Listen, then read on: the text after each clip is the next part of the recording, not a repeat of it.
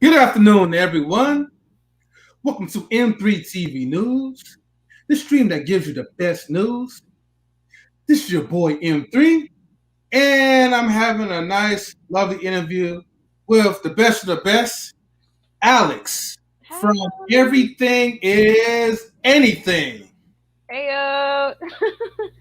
And also my co-host will also be given the honors to interview her as well too.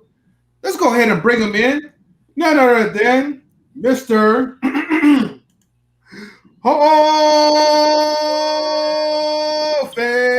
Hey, what's going on? What's going on? M3.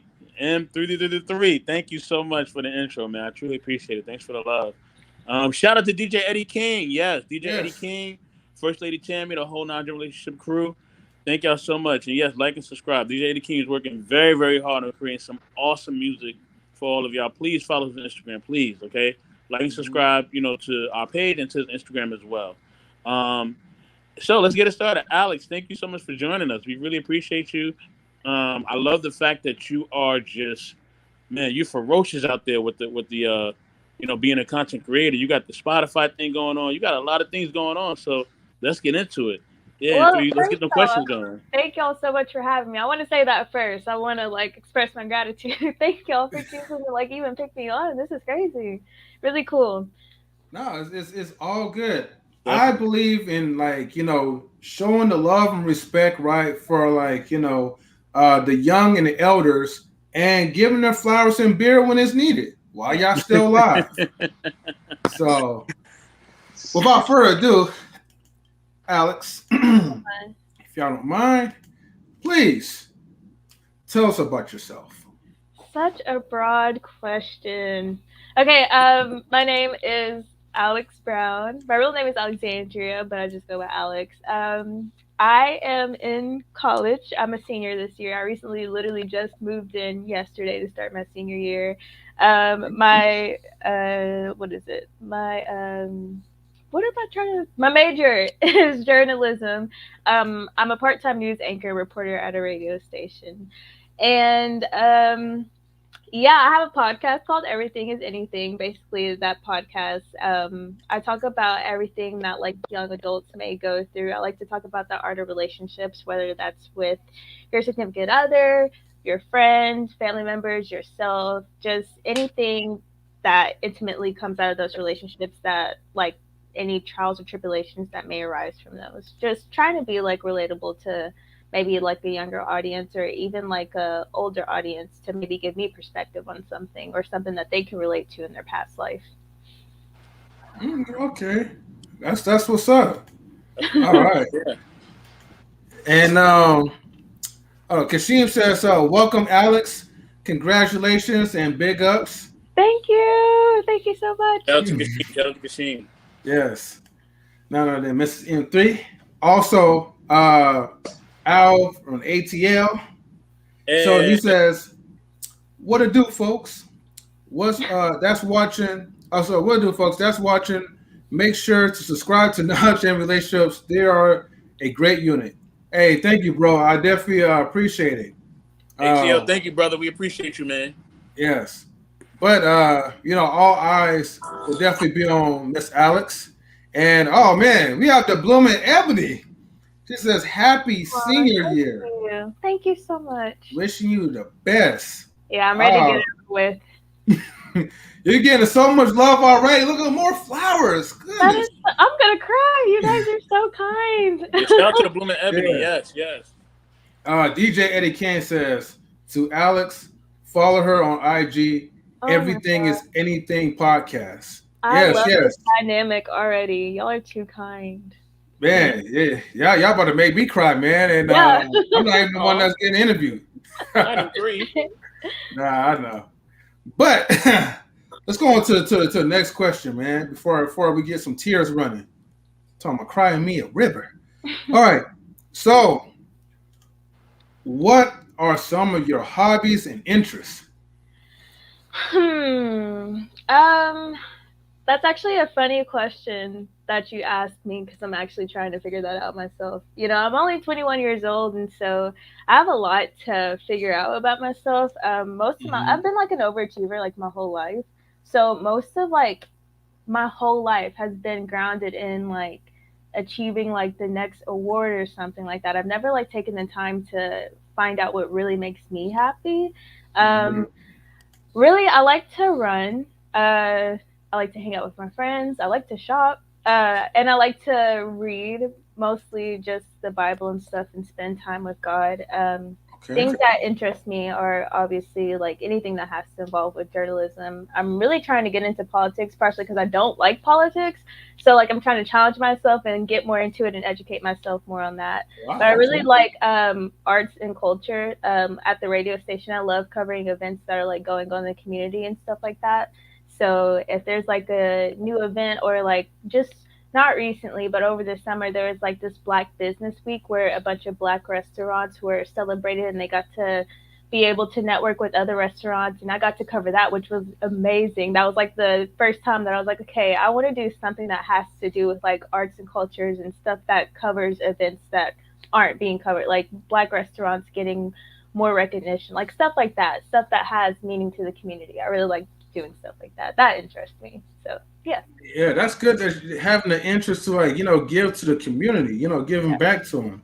Um, and just going to school, being a journalist, challenging yourself into politics, even though you don't like politics. I'm not a big fan of politics, but I feel like because of the stream, it's like you gotta have You some type have of politics. to. Yeah, It's not like you could just, being black, it's not like you can be like, oh, I don't like politics because it affects us, you know what I'm saying? So it's kind of good to educate yourself on something that affects you and your people. So, we yeah, don't have the privilege of being like, oh, I don't care about politics because, like, I mean, it affects us. So, yeah. yeah, yeah. I got you though. Shout out to Quentin Harris. He says, "Yo, what it do?" And then he says, Great. "Hey, Access Entertainment in the building, raise the roof." Hey, Yeah, that's what's up. um, yeah, definitely. Chat. Feel free to ask Alex, some questions. You guys are more than welcome to. Feel free to type in the chat. After when we ask her like our own personalized questions, then I will open up the stream to the public. It will be one person at a time that Uh-oh. can answer personally while you're on air. So, You ready for that? You ready for them to ask them questions? Ready as I'll ever be. all right. And DJ says, still get those likes up. Appreciate you, Yeah. DJ Eddie. Yeah, Yeah. DJ Eddie in the house. Yeah. Alex, How is this like your first time being interviewed? Um, no, not really. Like not in this manner. Yeah, Oh, not this in is this my manner. first time Okay. like being interviewed. Like a lot of the times, like I don't know if this counts, but my classmates would interview me like about Oh, okay. what I do at the radio station and stuff like that. So Mm-hmm. yeah, because I don't know, like I have to often like put it in perspective. Like I'm only 21 years old and like thousands of people listen to me on the radio. That's kind of crazy to me. So I don't know. Like sometimes the classmates will like come to me and like ask me to like, how did you do this? How did you go about this to kind of like enhance their journalism career and stuff like that. Not to toot my own horn or anything like that. Not at all. No. That's understandable. And I mean, we definitely want to get into more in depth with that too, because the things that you're doing right now, especially like with your podcast, using like Spotify, I'm definitely interested in like how knowing how you got started, what Uh-huh. was the inspiration. But let me read this last comment. Quinn says, "I just started the podcast on Facebook just now." Okay, okay. So number three is what got you? Oh, there it is. What got you started doing podcasting? How has it been going for you so far? So I started my podcast or the idea came up like in March. And that's like, if you listen to my first episode, like I just flat out say, like, I started my podcast like while I was going through a life crisis that I'm very much still going through right now. And yeah, just being 21 and like constantly like worrying about like where you're gonna go in life, what do you want to do, like who do you want in your life, like that's like it's like really overwhelming, you know what I mean? And so it just kind of got to the point where like I was like miserable, like so Mm, sad, like every single day I was like I don't want to do anything because I've done like so much like my entire life, just constantly like doing awards and like worrying about having like straight A's and stuff like that, and doing internships and all of that. It was just like I was just like becoming consumed and overworking, like to the point like I wasn't happy. Like I was like, yeah, this is great, but like I don't know if I have a passion for this anymore.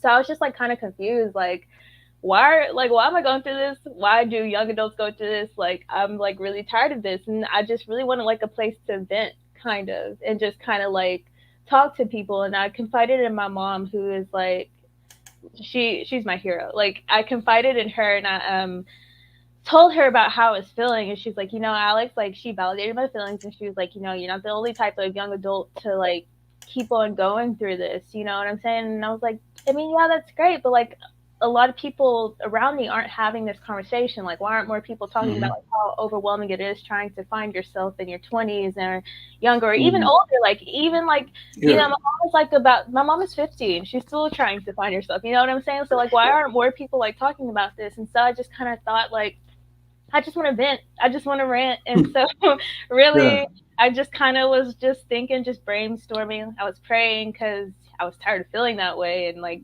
my like source of strength only comes from God, really. And so I was just thinking one day, just quiet in my room. I was like, I'm gonna start a podcast out the blue, just so I can vent, just so Wow. I can rant. And yeah, that's just really what I've done and how it's been going so far. And it's been going it's been going really well. The response has been really great. I'm the type of person like I really don't like putting myself on social media, like how Mr. Hall of Fame was like, you don't answer a lot. It's just I don't like really being on social media. I really don't. I don't like Mhm. putting myself out there, and but I don't know. Just for some reason, I just felt like maybe like I was needed to be like more vulnerable or something like that. Just let other people know they aren't going through it, because if I can save anyone Yeah. going that felt like what I was feeling like in that moment, then I'll do it. Like if I can tell someone, like just make them feel better by simply saying you're not alone in this, like I'll do it, because I don't want anybody to experience that. And so that's really what it was. And the response has been really great. A lot of people have just been like, I've been able to relate to you. And whether that's like one person that says that or 100 million, I feel like I've done my job. Just as long as someone can relate to it and feel like they can vent to me. So I've been thinking that it's been going really well. It has so far, but I have taken a mental break because I just started therapy last week because your girl has some overthinking issues that need to be tackled. And Mm. although it's great to rely on it spiritually, I think that it's also important to have that human connection, someone to talk to and get feedback from, and from a professional. So I have been taking like a mental break in that, just to kind of like get back to basics and kind of, wind down. Like I said, I just moved in yesterday, so like I'm trying Yeah. to calm down, sulk the fact that it's my senior year, take a moment, and then I'll start back, because I want to be able to like do content when I'm like 100% like mentally here. I never want to like feel like a fraud, like, you know what I mean? Yeah. Like I said at my last episode, where I was really vulnerable and I was like telling them, I do commend people who are able to like wake up even like when they're feeling like at their worst to still make content. I can't do that. I can't, because if I'm not feeling it, I'm just not gonna do it, because I just rather just kind of like buckle down and be like, okay, what is it that's getting me like this? You know what I'm saying? So that's kind of what I'm doing now. But I will be back. I'm not gonna be like one of those type of people to be gone for a month, because I want to be as consistent as possible. No, I understand. Like, everyone has to have some type of break, Yeah, especially for your overall well being and mental health. yeah, for And sure. so I remember watching to like, well, listening to like at least like two of your episodes. And the first one was definitely was like your life update. Mhm. I kind of shared that a little bit, I believe, that I appreciate the vulnerability Thank you. that you were sharing like in your podcast. And I just felt so connected at that point. I Thank was you. like, man, this girl, like, well, one, you definitely have the perfect radio sounding voice. Thank you. It's like that sweet type of tone, but it's like I just felt the honesty coming out. Like it was so authentic. Thank you. And then I started listening to like the ghosting episode where you start talking about like how people will ghost you, they don't leave no closure to it, and that's like a lot now these days in like in relationships. It really is, and that's what, like, it's scary. It's really, really scary. Hmm. I don't know, man. I just kind of, it makes me not even like go back out in the dating world. Like, granted, you got to go through some things, but ghosted, I don't know about all that. Like, do you really got to go through that just to get to your person? I don't know. I don't Mm. know. I'm not with it. It's really crazy to me, because like I don't know, like many of my friends, like really good friends, have like talked about like how a guy, like not just one but plenty of them, like talked about how like a guy or a girl will like go through like mountains. I'm talking about like go through the whole 9 yards, taking them out, giving them words of affirmation, spending quality Hmm. time with them, and then out of nowhere, no warning signs at all. And I know some people say there are some warning signs, but no warning signs at all. Like gone. And then like that's terrifying. That's like so terrifying, because you're over here thinking everything is going good, and this person's like, okay, I'm gonna ghost you like by tomorrow, and you're not gonna know. So like, huh? I don't know. I don't know. You know, it's more frequent when people are doing online dating Yeah. as opposed to meeting each other in person. Mhm. You know, and I know a lot of people are going through the online dating route because it's just social media just at your fingertips. You Yeah. have easy access, but you can easily get your heart broken if you fully invest into it. And Mhm. unfortunately, because of those online dating sites, a lot of people are not really taking it seriously. Yeah. It's more of like just quick screening. Okay, if she's good looking, does she have a good attitude? Or the girl's like, okay, is he handsome? What do we have? And if they don't meet that criteria on that checklist, then it's like, well, all right, well, I just met her off the internet, so there's no consequences to face like when you just flat out ghost them or block So them. but like, what about the people who use the internet to find that person? Mhm. They go on dates and stuff like that, and that person, like I said, gives them words of affirmation, takes them out on dates, and is like love bombing them, like literally planning a future with them, and they ghost them out of nowhere. What about that? I mean, Mm. you know, I think this is what I tell anybody. If you're really Mm. serious about finding somebody, don't do the internet and don't do the clubs, because That's like eating McDonald's and saying you want to be healthy. You know what I'm saying? Yeah. It's not good for to build a relationship. Mhm. What I tell any single person, you know what I mean, excuse the that background is, what I tell any single person is to go to things and do things that you like to do and find somebody there that's interested in the same things that you are. Oh my So gosh, me and my friend are just talking about that. That's so funny. exactly. And listen, Mhm. I'm a seasoned vet at this. I know what I'm talking about. Wait, I've at the been, ghosting or like dating, like in person? no. I just the dating advice thing. You know what I mean? Because Okay. I've been in my situation for almost 15 years. You Wow. know, so over a decade. So basically, with that being said, um, you know, like I tell anybody who is single, I tell them to the people that are my single friends because I'm not single, but I tell them I said you need to go to places that people are go to places that you like and find someone that's interested in the same thing you're interested in. But let it be something that's actually like decent. Like it Mhm. can't be like a club, it can't be a strip club, it can't be, just somewhere that's just like crazy and nuts and then you're like, oh, I want to find love. No, you're not gonna find love Mhm. there. You're gonna Mhm. find what's there. And most of the time what's there is just turning up. That's it. Yeah. So that's what you're gonna get. But if you go to, let's say you like to, go fishing, or you like to go bowling, or you like to, go to the, do different hobbies or whatever, go to Mhm. different concerts or events, or to a nice gala or ballroom event or something like that. Or if you like to go to the library, you know what I mean, meet people there. Even a supermarket is a good place too. You know what Mhm. I'm saying? Everybody needs to eat, right? You know what I Yeah. mean? So find somebody who goes to a supermarket that you like to go to that serves the type of food that you eat because all supermarkets are different. You know what I mean? So if you're more of a health person, you know what I mean, go to like a Whole Foods or Sprouts or something like that. If you really don't care, then go Mhm. to Safeway, Key Food, or whatever is in your local area, Pathmark, whatever. You know what I'm saying? Yeah. So just go places where there's people at that that are into what you're into. You know what I'm Yeah. saying? And I think. that will open up your horizons, and then you'll see that you'll be with somebody who's like-minded Mhm. and you're on the same page.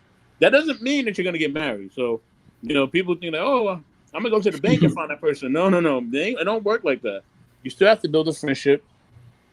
You still have to get to know somebody, because what you have to understand, the internet and the club, you know what I mean, is only for one thing. It's only for really hookups. It's not for finding anybody. So if you have that in your mind, oh, you're gonna be completely disappointed. You know what I mean? It's not for that. Everybody's trying to put on a show on both platforms in order, you know what I'm saying, to just basically just to do what they want to do with that person. You know what I'm saying? Mhm. And once they get what they need or what they're looking for, what they want, they're gone. You know what I mean? And that's really what it is. They're gonna move right on to the next person because it's that easy. They have that many options. You know what I'm Mhm. saying? So, and that's really what it is. That's Wow. really what it is. Yeah. Um, so go somewhere respectable, and I'm telling you, if you go somewhere respectable, go when you're doing your studies, go to the library, go to a section that you like to read, and then, go in that section and say, you know what, and be intentional. Say, you know what, today I'm gonna go to the library. I'm gonna go to the section, that I like to read. I'm just gonna go to the library, period, and I'm gonna see what kind of men are there. Men, not boys, but men. You know what I'm Mhm. saying? Mhm. And then you'll. I'm telling you, your results will be way better. Well, Way I better. mean, I've never like, not me, but it's just I think the thing that's scary, like going back to ghosting, is the fact that like I mean, no matter like what you do, like no matter where you meet them or how you meet them, someone could still ghost you, and Yeah. it's just Yeah. like it's really like prevalent. And like I hate to be that person to be like, oh, this generation, but like no, it's like really prevalent in like Hmm. my generation and younger. And I don't know, it's kind of scary, but yeah. I mean, I met like a person that I was in a relationship for it was like 2.5 years, like at school, but like that wasn't intentional at all. So yeah. Mm. Yeah.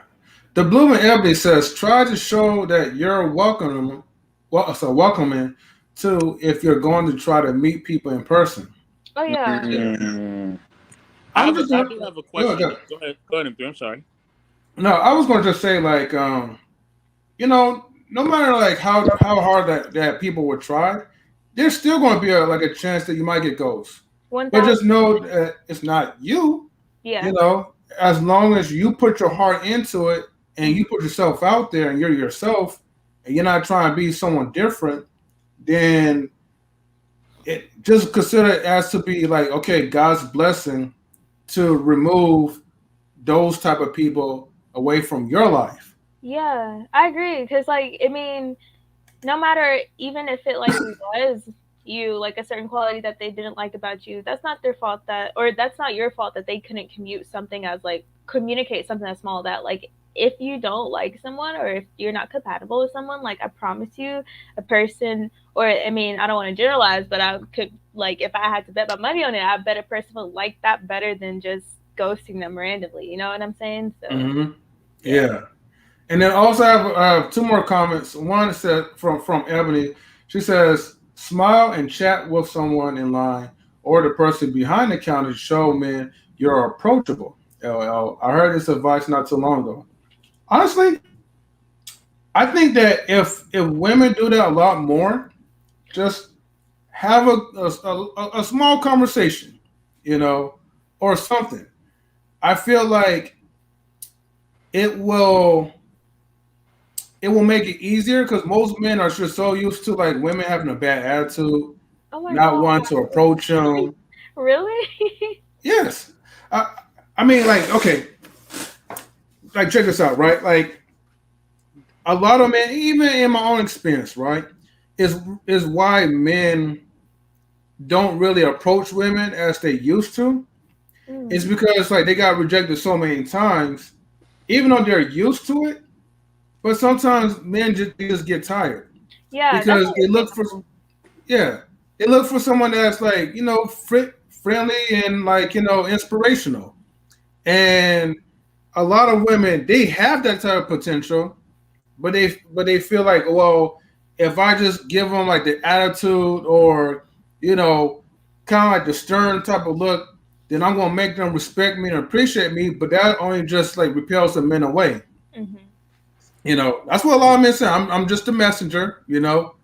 But the other question I have, and Mr. Hall of Fame said he'll be right back. Okay. Okay. Well, while Mr. Hall of Fame is away, I'm gonna like put him on the backstage real quick, and then he'll let me know when he's ready. Okay. Um, Quentin asks a question. He says, "Is there anything that you really want to do before you get old?" Uh, I mean, I want to make sure that like I travel like to the fullest extent before I get too old and I'm ain't or I'm not able to like walk the streets in Greece because my feet are hurting. I just want to make sure that I can Yeah. travel like in my best physical form, mental state, and just be healthy. You know what I mean? So, because I know like a lot of older people around me, like my uncles and aunts, have always said that they wish that they would have traveled when they were younger, because Mm. now they're able to afford it and stuff like that, and that's great. But like you got to think like a lot of them may have be on dialysis or may have like feet, back problems. You know what I'm saying? So I just want to make sure that like I'm in my best physical state and that I travel when I'm young. No strings attached either. Not having to worry about this or that, my age, money, yada yada yada. So yeah. Okay. Well, speaking of money, DJ Eddie King says, "If money wasn't an option, what would you do every day?" Oh my gosh, these are good questions. Yeah, I would travel like everywhere. Like you would not catch me in the same like one place for more than one day. Like I would just travel everywhere, experience like a different place every single day. Okay, okay.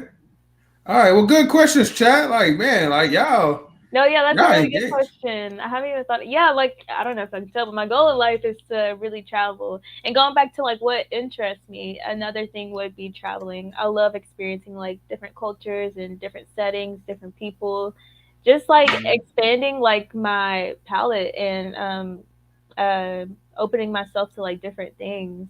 I think that's one thing about like where I'm at in my mental state. Like I need to change the scenery. Like after I graduate college, I'm taking a year off just to. It sounds like very like cliche, but to find myself and maybe do more things Yeah. that I will enjoy that don't have to worry about my career or that don't revolve around career or school. So yeah. Okay, okay. Well, thank you for sharing that. Quentin says, like, me too. I would love to travel Right? Ugh, and do yes. nurses things because That's she why never that heard. question that goes hand in hand. Like if money was not an option, like I promise you, travel like that. Oh my gosh, yes. Yeah, man. You know,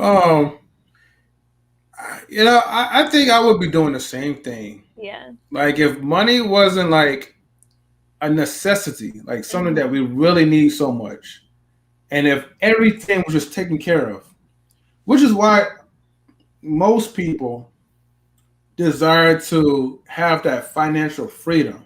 Yeah. See, if you ask me what's more important, having a bunch of money or being financially free, I would choose being financially free. Mhm. Because by then, it's like you have no more worries. Exactly. So whenever okay, like break that down for me. Like when you say financially free, Oh, Alex? right? Okay, so financially free. What do you mean? Like what do you not like? Oh, sorry. Yeah, you gotta repeat the question again because you broke up. Oh, I'm sorry. So like whenever you're saying like being financially free, like what do you mean? Like are you like what do you mean? Like as opposed to like financially free is to like having a lot of money. Like what would be the major difference? So being okay, so having a lot of money is like okay, you may have $800 in your bank account. Then Mhm. tomorrow you might have 18,000 in your bank account.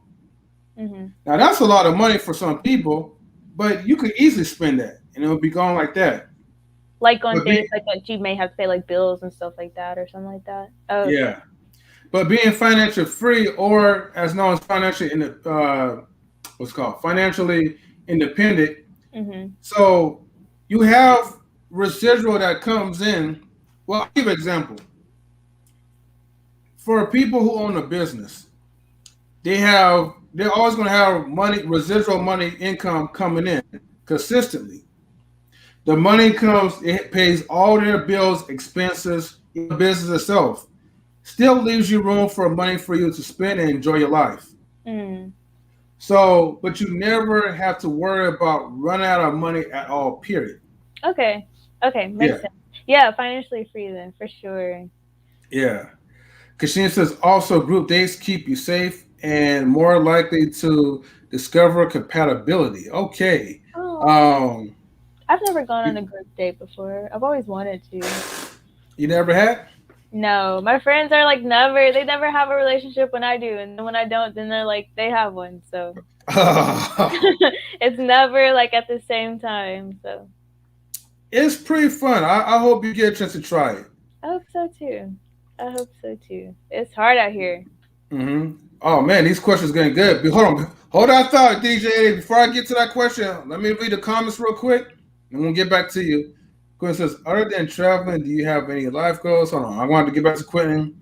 Uh, Bloom Every says, "One, two, three, debt free. Yeah. LL. The less money you owe, the more you invest, and no, so the more you invest and make money while you sleep. That's Yeah. what I'm talking about, girl. Man." See, Chris, she knows. She knows. Okay, let me get to the questions. And these are not even questions of my own, but the chat is just they're curious about you, you know? What keeps you motivated? Mm. That's really that's really funny asking someone who's lacking motivation right now. What keeps me motivated? Good question. I don't know. I think just myself. And I think I'm just like I'm pretty like self-aware. Like I'm able to identify when like I'm not who like I usually am, like when I'm in a funk, when I'm like being like super lazy or unproductive, and I'm like, okay girl, like just get out of it. I don't know, it's just like a maybe like a strong will thing or strong minded thing. Like I'm just, making sure that like I'm like being the best version of myself, which is why I decided to go to counseling. So I think part of that is being like self aware and being able to identify like if I'm not like being motivated, okay, like maybe let's tackle the problem, like what's making me like not being motivated. Maybe it's my overthinking, stress, and let's tackle that and then get back to the motivation. If that makes sense. So, because I don't like being unproductive, like I don't like it at all. That's just not who I am. So then, whenever like I am like I'm not being productive, then I'm like, okay, like let's get back to it. Like you've had your time, let's get back to it. I just don't like not doing anything, if that makes sense. No, nobody feel I guess is that the term counterproductive or just not proactive, something like that. Hmm. Nobody doesn't want to just sit there and not do anything, you know. It's like we was meant to like kind of like get up there, do something, you Yeah. know, move around. Hmm. Um, chat, right? So we got like 11 people watching. I need you guys to help get these likes up, y'all. And it seems like there's a little bit of like online stutter, so excuse me for that, but it's okay. We got 9 likes so far. 11 people's watching. 2 people in the chat is being stingy, but other than that, I appreciate for the ones who do like this channel.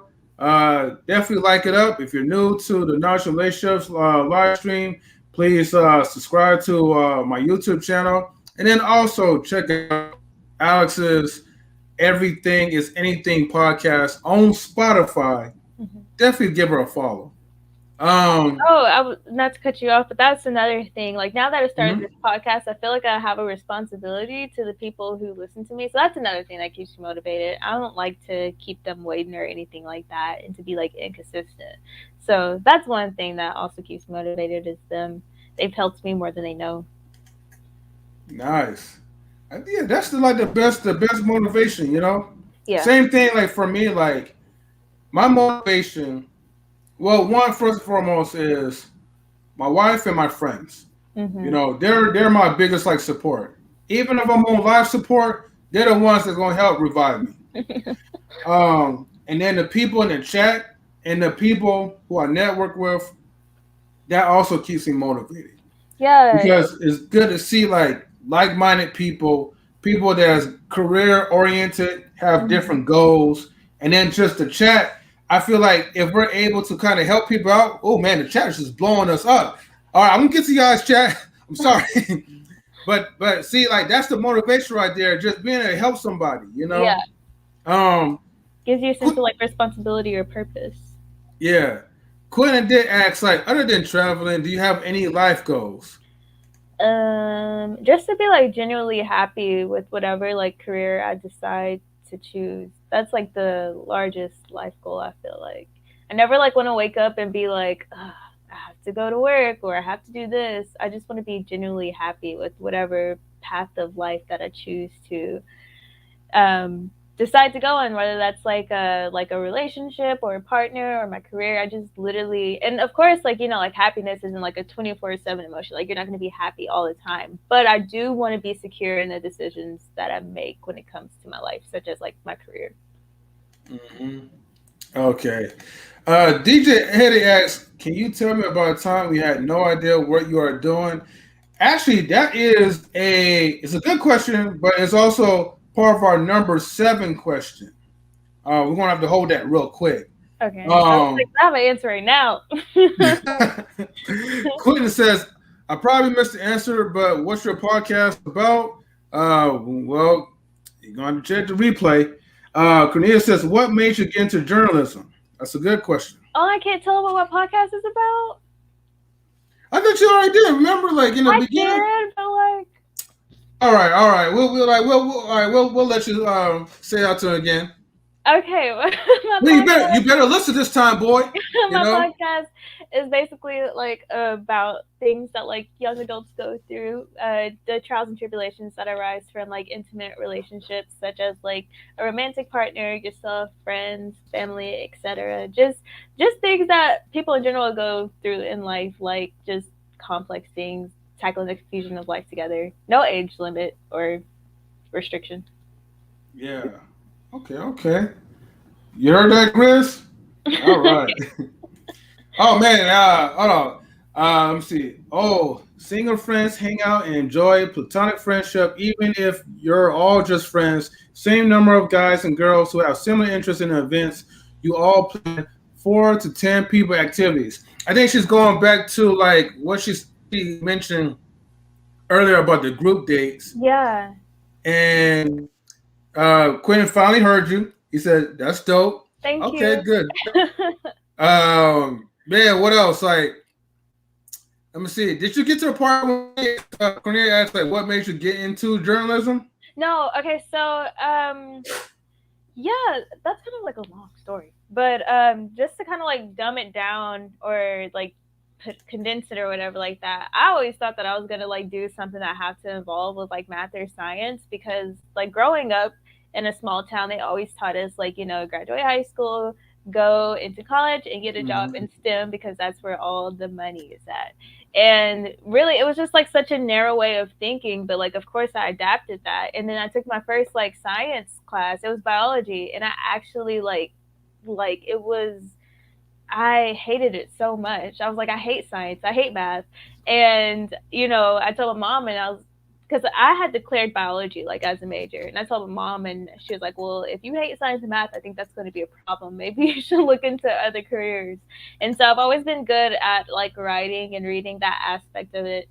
And I knew I Mm-hmm. didn't want to be like an author or anything like that. And I knew that I loved having conversations with people. I love doing things that just kind of involve like human interaction. So I just kind of looked into more like research more careers that had to do with writing and stuff like that. And I came across journalism, and I instantly like fell in love with like how many different aspects of journalism there are. Like there's print, radio, and TV. And so I've already done print. I'm doing radio right now, and this school year I'll be doing TV by doing the university's announcements. So I'm just trying to like dabble in like all types of journalism and see which one I like. Mm-hmm. I think I'll end up just doing print. But yeah, basically that was it. I just love reading and writing, and I love having conversations and interviewing people. So that's what made me really want to get into it. I love Okay, that's good. storytelling, yeah. And informing people about things that, they aren't aware about. So things that like are going on in the community that they may not even be aware that are going on that like affect them. So yeah. Yeah. Okay. The Blooming Ebony asks, what would you say you prefer? Oh, hold on for 1 second. I just want to make sure that the internet's stable. Chat. Let me know if the internet connection is stable. How I'm doing on my side?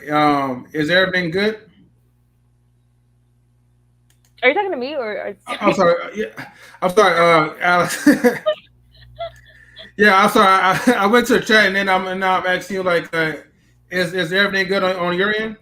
Yeah, okay, so far everything is going good. I'm crossing my fingers. Like I said, I moved into like the university apartments literally yesterday. So like, I'm on their Wi-Fi, so if it kind of like breaks up, I'm sorry about that. But like I said, I have my phone on standby, so we should be okay. No problem. I just want to make sure that the connection is good because like I don't know I'm getting like the Wi-Fi warnings of like oh like low range or something. So It's I'm probably not for me. sure. Yeah, probably me. Is that if that's possible? Maybe, but you're good. Everybody said like you're good, bro. Juk, shout out to Juk, good friend of mine. He said it's good. DJ Eddie says it's good. And before I get to quitting this question, I gotta go back to the Blooming Avenue. Sorry about that. She says, would you say you prefer jobs that are flexible and creative? So like flexible, like what do you mean, like in hours and like would that be like with the flexibility of it or? I think she's saying that it's like jobs that kind of caters to your time, but Yeah. also gives you the creative advantage. Um, or jobs that are flexible. Yeah, I do. I do. I like being able to. One thing that I really like about at the radio station is that like I'm able to pitch my own story ideas and like what interests me. I love that. I love that it's never like you have to do this, and I'm not able to express my creativity because like I said, I like really doing things that have to like center around like arts and culture, and I get to do a lot of stories and inform a lot of people about things or events that are going in the community. So I love that. And I do love flexible. Yeah, like I'm part time right now, and I've Hmm. always said like it's the good life. I like working part time. Like it's so hard for me to imagine that I'm gonna have to work full time like every day. I don't Yeah. know. I don't know. I don't want that. I don't really like that. I like the fact that I get to like play around. I like the fact that like at my job, since they understand that I'm still in school, they're like, okay, we're gonna work around your class schedule and like what caters to you and like what free time you'll have. I love that. now I can't imagine like going out into the real world and like working back to back like almost every single day. I don't know. It's not the life I want to live. No, I definitely understand that. I'm looking into freelancing. I'll look into freelancing, freelance journalism. Okay. Can you define like freelancer journalism to like the chat so you know what Oh, that means? like defining it. So like freelancing basically is like I think like you're kind of like your own boss. Like you create like your own hours and stuff like that. I know like my news director, he was a freelancer, so he kind of like maybe like signed like a contract or something like that, and they like gave him like like kind of like a deadline of how long he could work there, and he was on to his next project. So it's like kind of like you decide maybe like what company you want to work for, and they give you like a contract, and then you just go into your next one if you want to. Like you create your own, like it's not like a whole like a full-time thing or something like that. Like you get to be able to decide when you want to leave or something like that. I know like a Mhm. lot of my like friends, like they're photographers and stuff like that, and so they do like a lot of freelance work. So they may like do like a photo shoot for like a wedding one day or like a birthday or something like that. So you just get to decide like when you want to do it. Okay, that's good. Yeah, You I know. would love to do that. Okay. Uh, I got so many questions for chat. Man, I might as well throw my own original questions away. But Quinn asks, like, what school are you going to? The University of Arkansas at Little Rock. Okay, Little Rock. Little And Rock. and then DJ Eddie asks, what is your vision for yourself, your company for the next 5 years?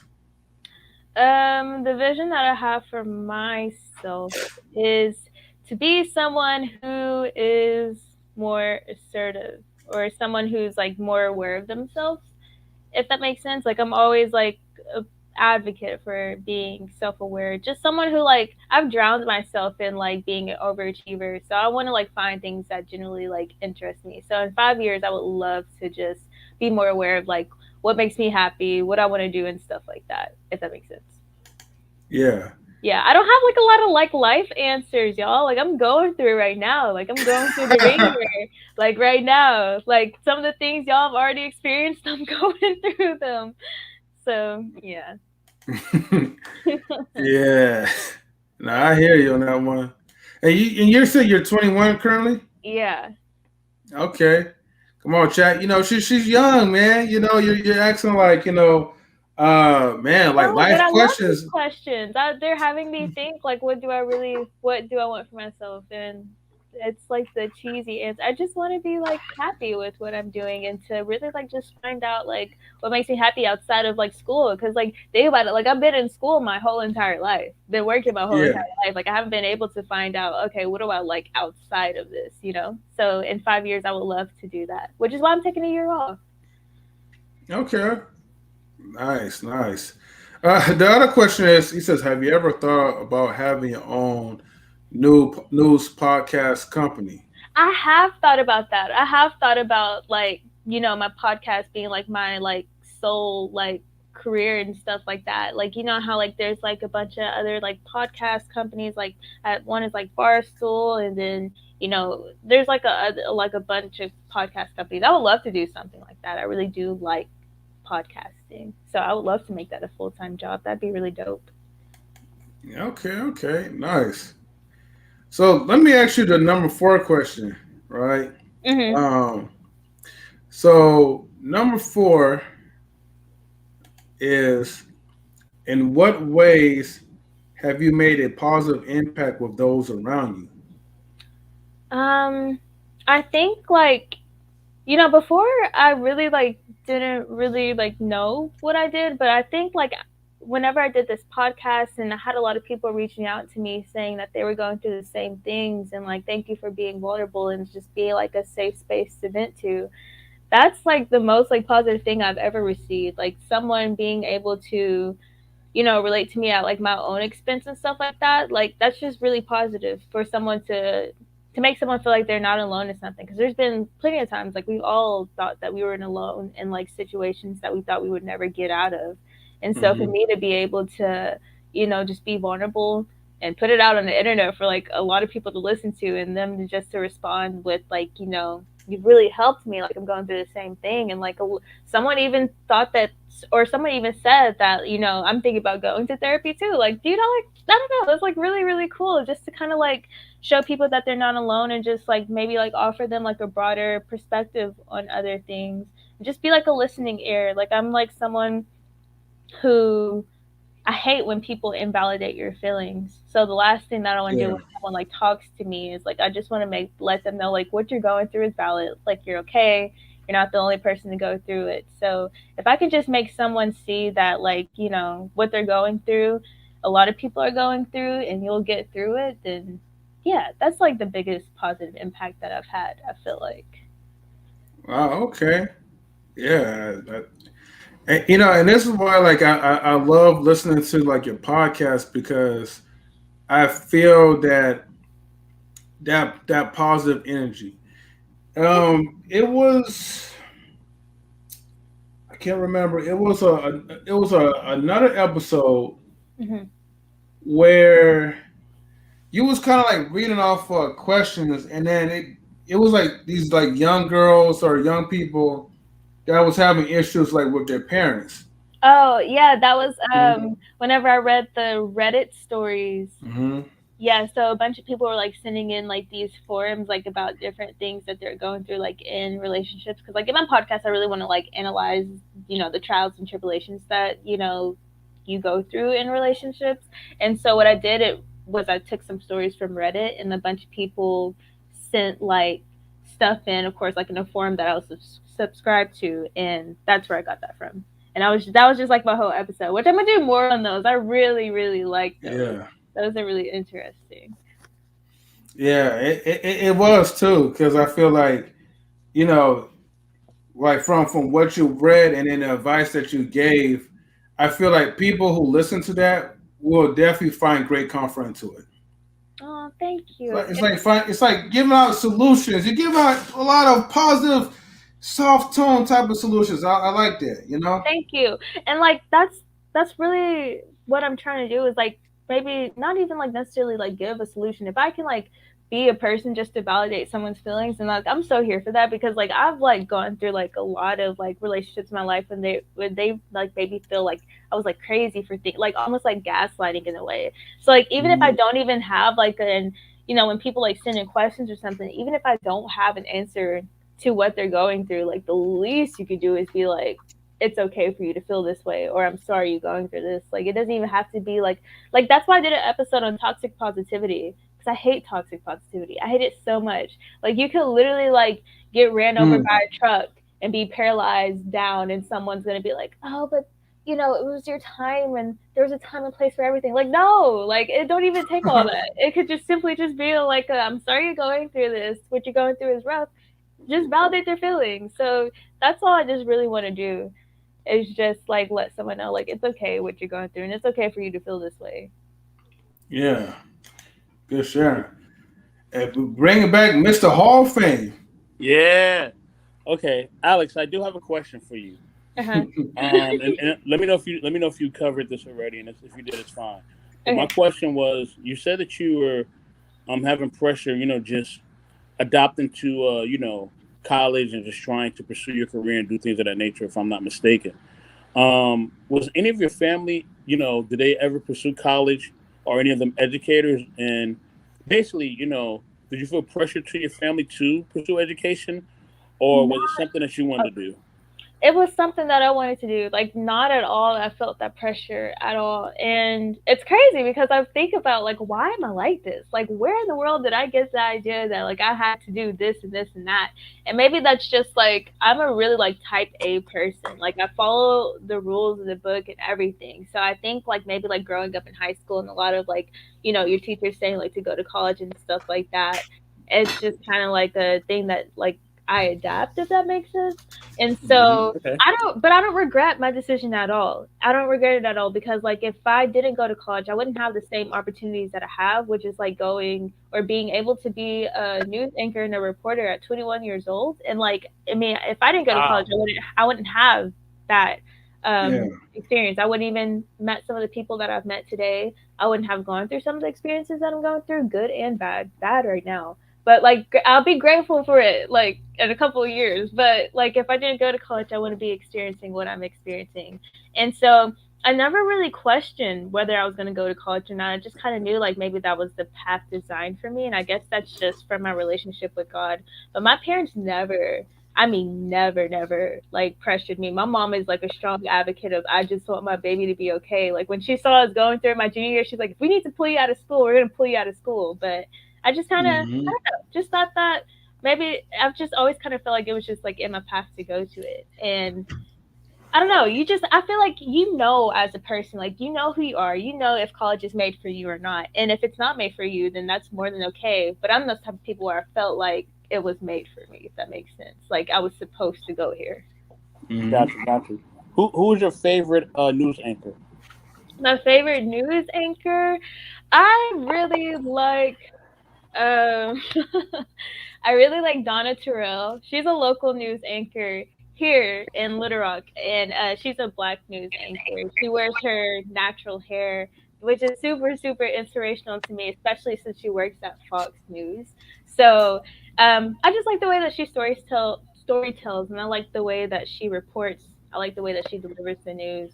As far as like nationwide, maybe I really do like Chris Cuomo. I don't know, I just think that I like the fact that like I think that's one thing about journalism that people like misconstrued a lot is the fact that like not necessarily that we can't have opinions, but if like someone is doing wrong to call them out on it. You know what I'm saying? And I think that's Hmm. what he does a lot is it's like, you know, if someone's being blatantly racist, I think it's like more okay for you as a journalist to call out that that's wrong. And a lot of people like to discredit and say, "Oh, you're being biased." No, this person is being racist because of someone's skin color. And the fact that he like gets on national television is like so wrong for being like blatantly racist. Like that's something I can respect because I think a lot of people just kind of confuse right and wrong and like being biased. You know?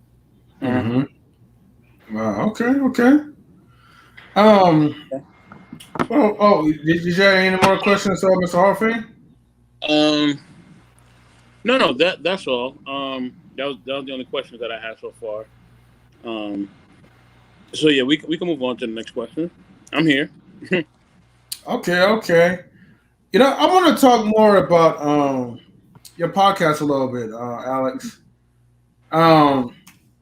Now, I know what's unique about your podcast is that like you are using Spotify, and Mm. so like I don't know too much about doing podcasts on Spotify. How do you get your voice connected to Spotify? And Hmm. what happens when you have X amount of people that's listening to you on Spotify? Do you get paid? Like is it like residuals? Like can you kind of break down the The I process. guess the yeah.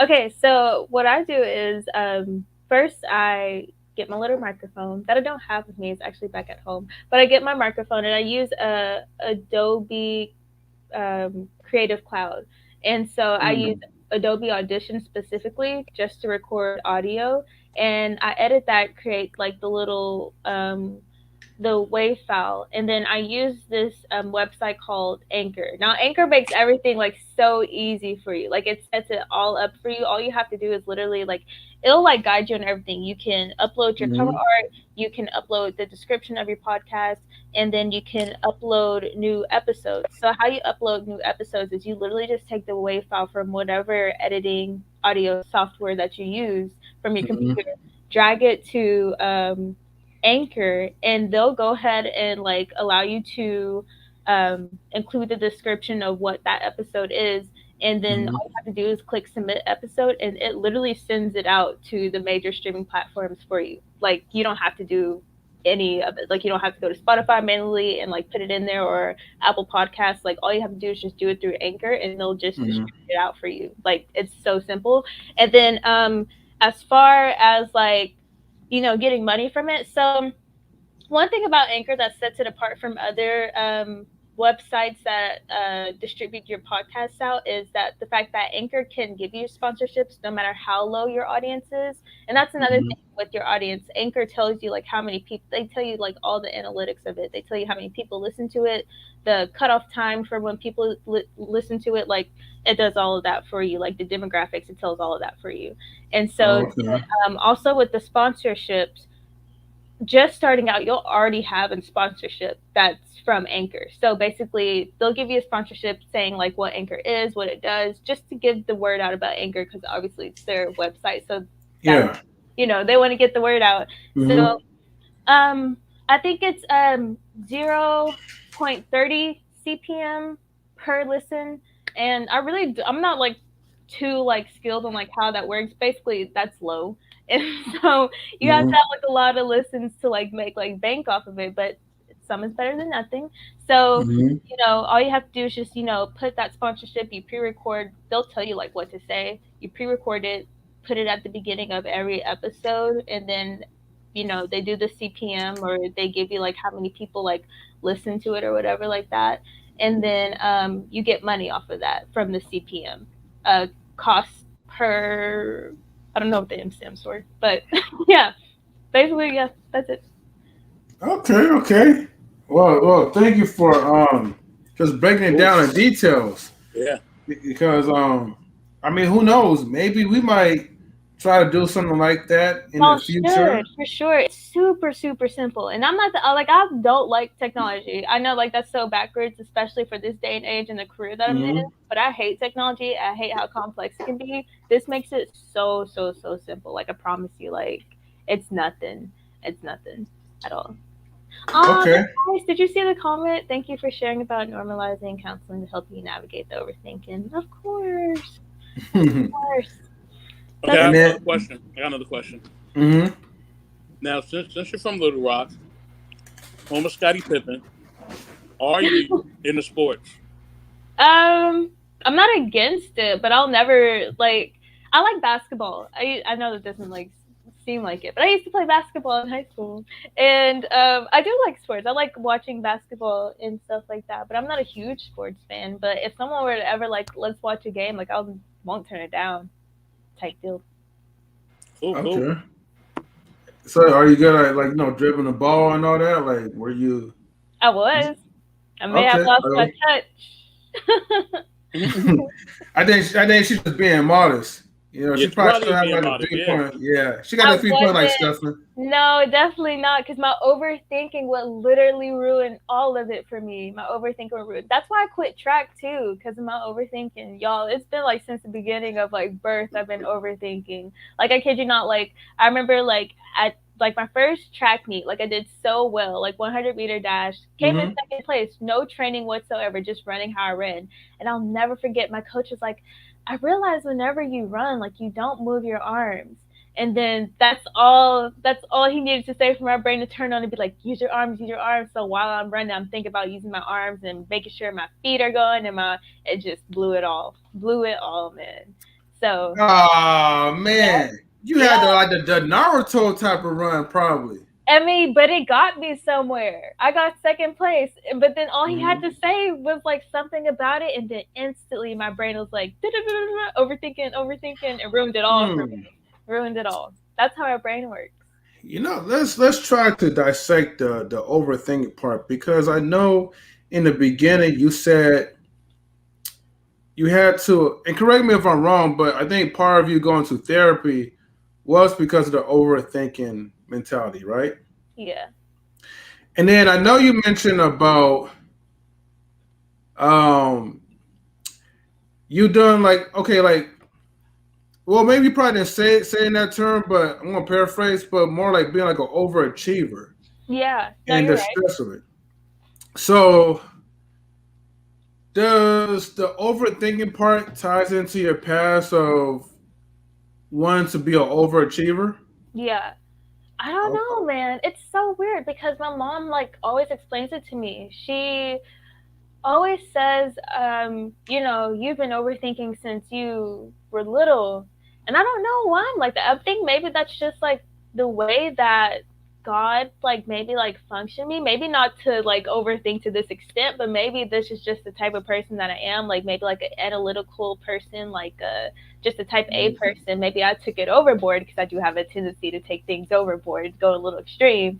But it's so weird. I think like whenever I noticed that getting all A's was good and having maybe like people clap for me like at an award ceremony and get that validation and see that I was doing good, I almost like became, this sounds like really like extreme, but it was almost like a okay, like this is great, like let me keep on doing this. You know what I'm saying?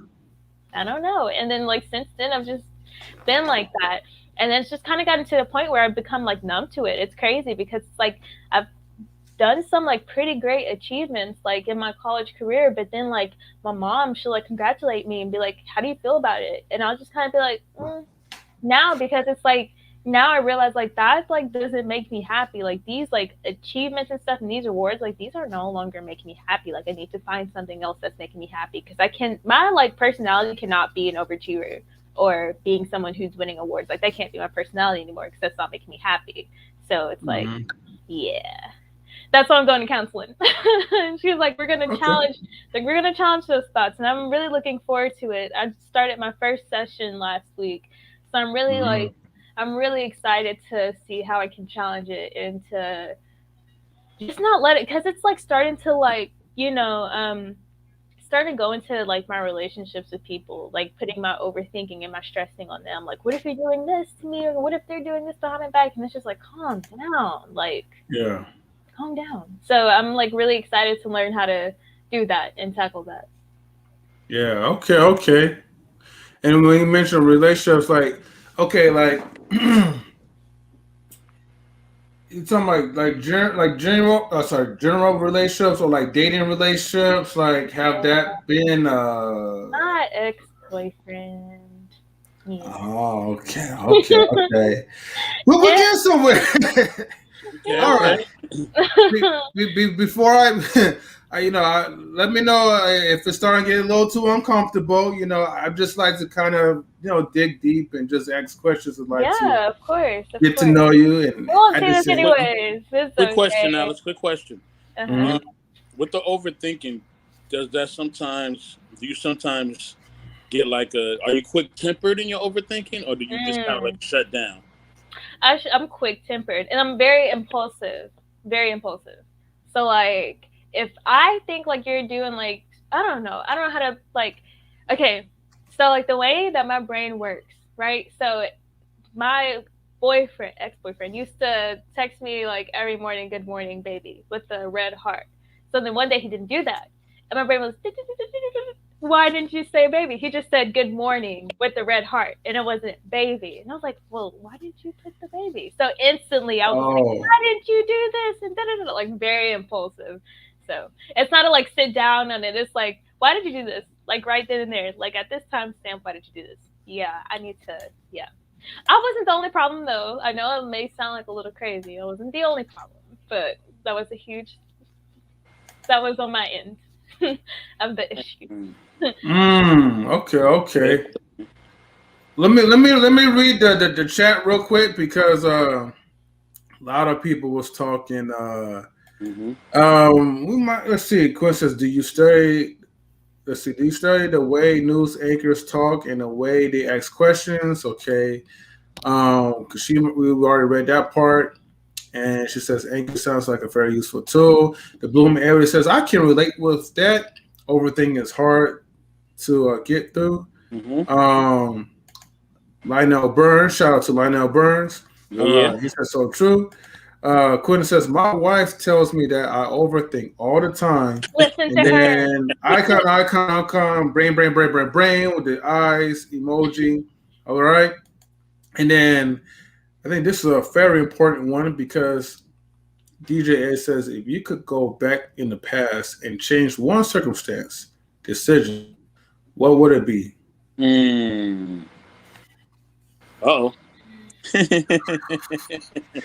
More chats incoming. Yo, check it, the likes up, y'all. Share my videos as well. Please. Like and subscribe. I really I can only think of like the most recent thing that's going on in my life. I'm sure there's like a deeper thing, that would like take a minute for me to think about. But the most recent thing is just basically just about like how that relationship went down.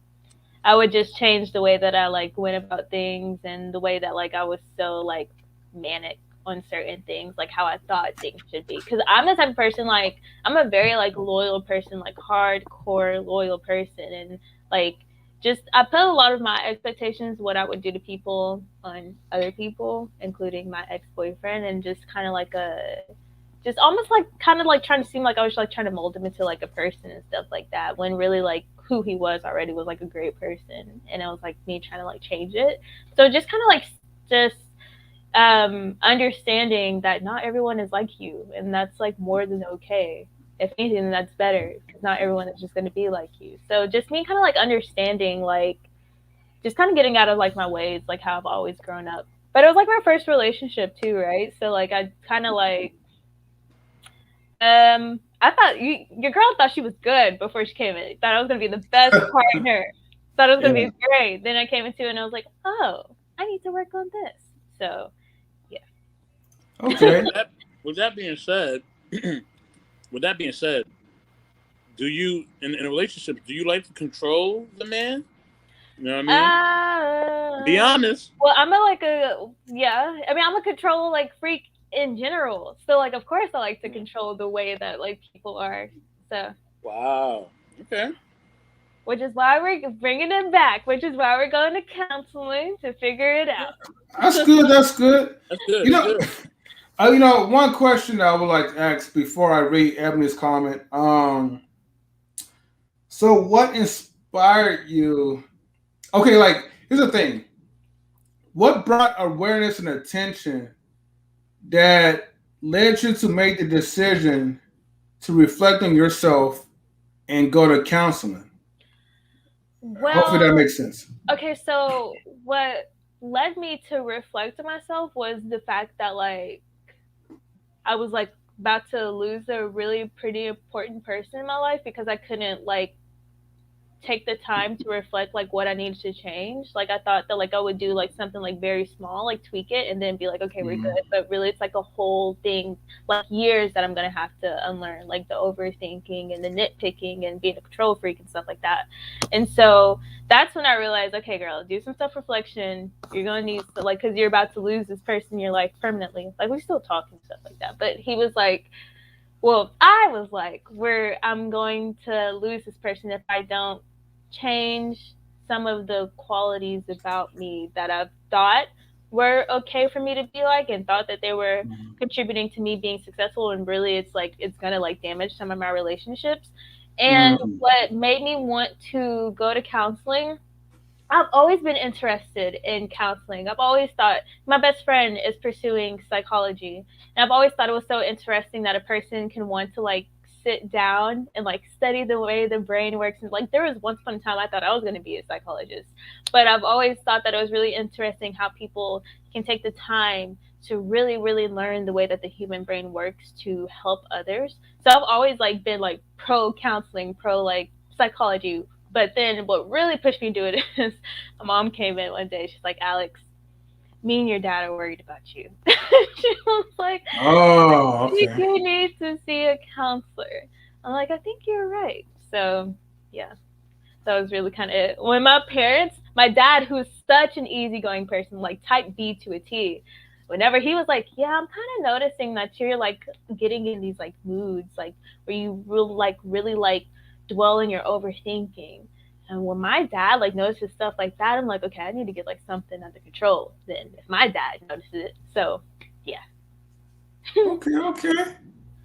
All right, man. Thank you for sharing, like, you know, so in depth, and shout outs to your parents. Yeah. You know. Melissa and Dion Brown. All right. Vulnerability, we appreciate it for real. Of course, of course. The Blooming Emily says that with estrogen comes a little temporary craziness. We just have to learn how to identify our emotions so people know how to help us. Yeah, and that was one thing about it. Like he was a really good partner whenever it came to it. Like he was really like patient about it, but like it was no longer like it could be like an excuse. Like I'm going through like some things that I need to tackle mentally. It was kind of like I understand you're going through this, but you can't like weaponize that. Like every single time like something happens, you can't like weaponize. Oh, it's the overthinking. It's like, you know, it's just a kind of like you're gonna have to tackle this, other than it like just being a straight excuse. You know, like you're gonna actually have to work on it. But he was a good partner in that. But like the craziness part, like I care too much when it comes like to people. Sometimes like there's no in between. It's not like a care a little and care a little don't or whatever like that. It's like either I don't care at all or I care too much, and so I want to find a balance between that as well, because that can make you go crazy. And three, I'm gonna ask her the question that all the women get a little emotional about. I'm gonna ask her that question. You know I'm about to ask. You know I'm about to ask it. Wait. Before you go, right? Hold on. Let me go ahead and play the music real quick, because I feel like this is gonna happen. So, where's my sound bits? Come on. Hold on. Give me about a second, y'all. Take your time. You know, I'm never prepared when it comes to sound bits, but hey, you know, I'm working on it. And it's loading. Okay. Here it goes. Wait, actually, I had to play it with. Okay, see, I'm thinking too much. All right, go ahead. Ask the sound, Hall of Fame.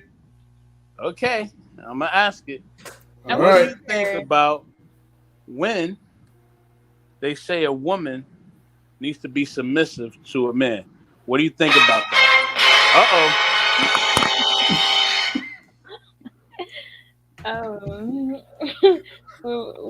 What do you mean by submissive?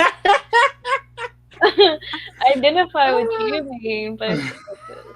Because I like a man to take charge. I like a man to be like, okay, we're about to get dressed by 7 p.m. or we're about to do this or that. Because I'm an indecisive person. So I like a person that can take charge in a respectful way. Okay. So you don't like to be the one that could just lift the man up, have a strong back, and just throw him against the wall. Why are you doing that in 3? No. No chill. Yeah, no, I don't like. I like a man to be a man. I do like that. Okay. DJ Eddie King got a question. That's why I asked, like, what's your definition of being submissive? Like, what is your definition? Wait, hold on. Before you even ask him, I didn't really get a clear answer from that, right? Because I know you said you want a man to take the charge and lead, but you still didn't answer the question. What do I what think is your when you hear the word submissive, what's your definition? What's the first thing that comes to your mind? Like someone that's like a pushover or weak.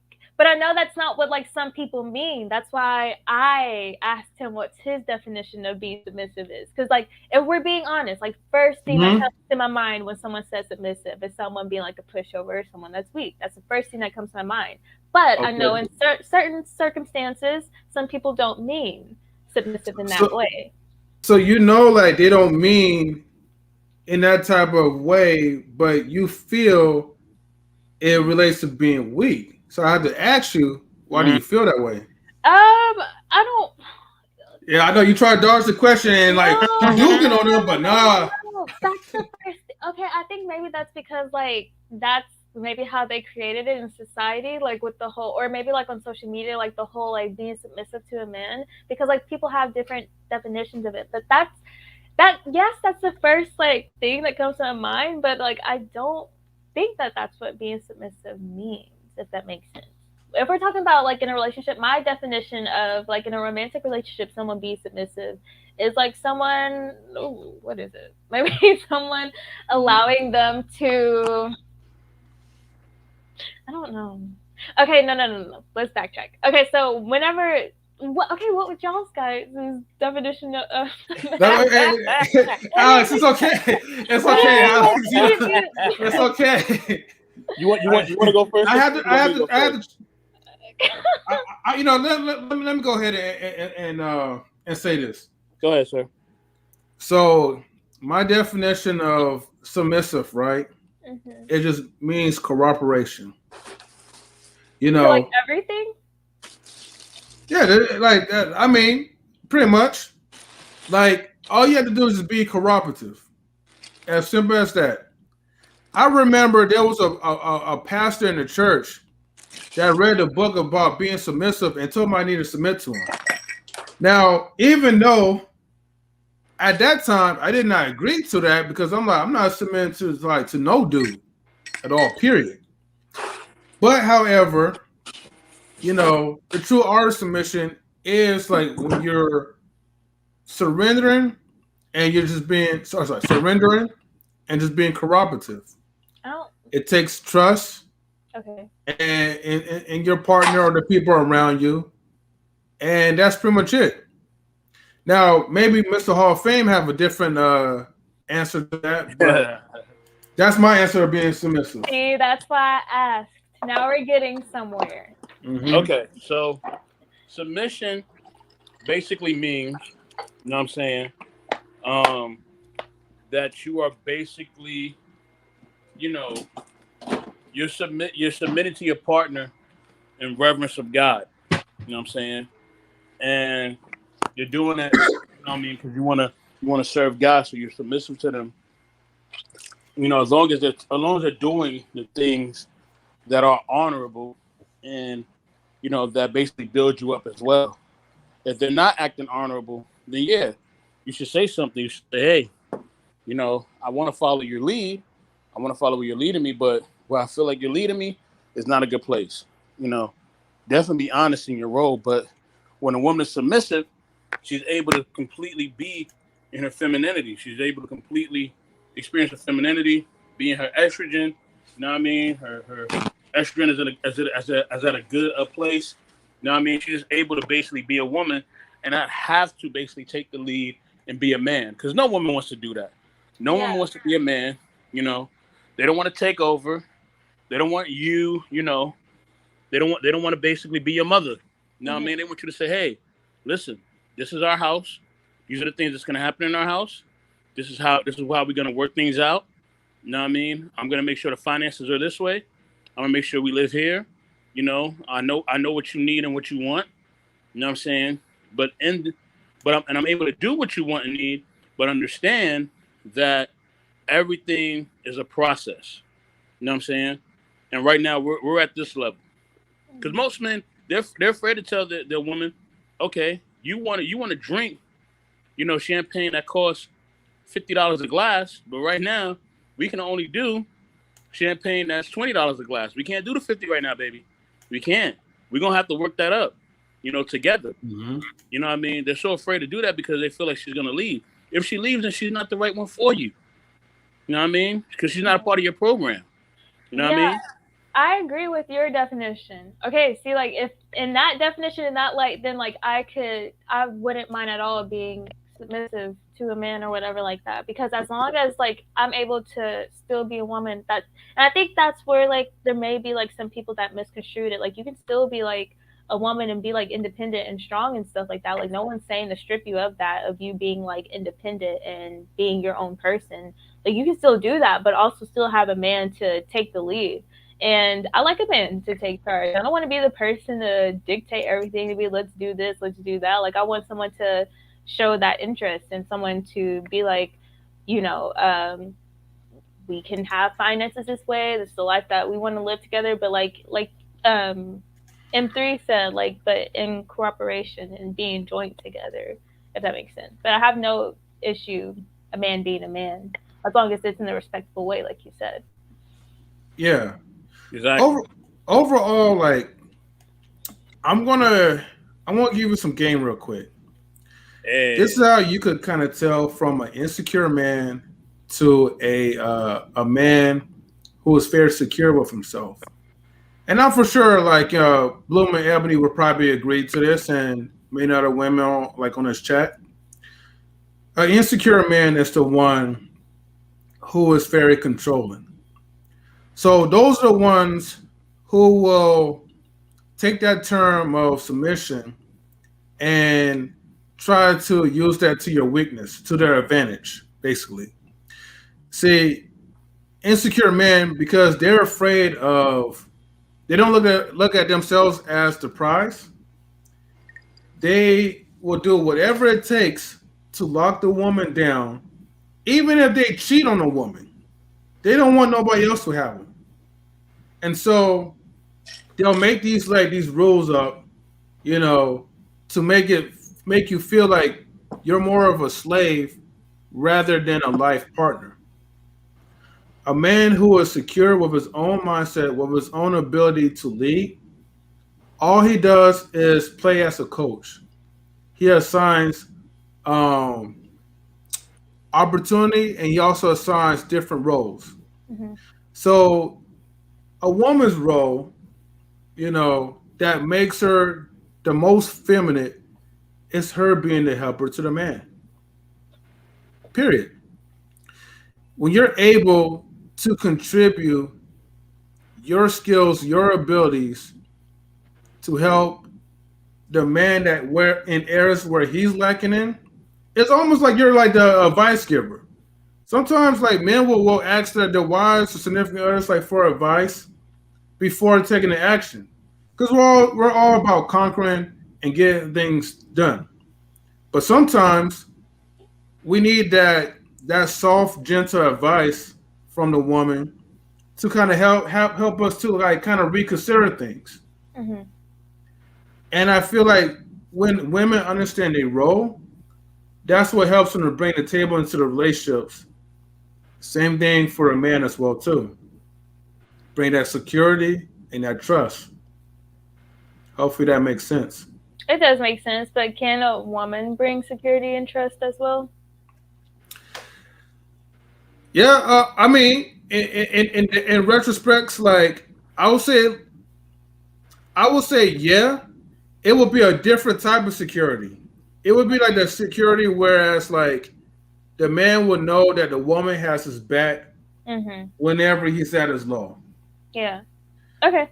But physically, like the woman knows that the man is here to protect and make sure that the household is not in ruins, that he got you emotionally and you're feminine.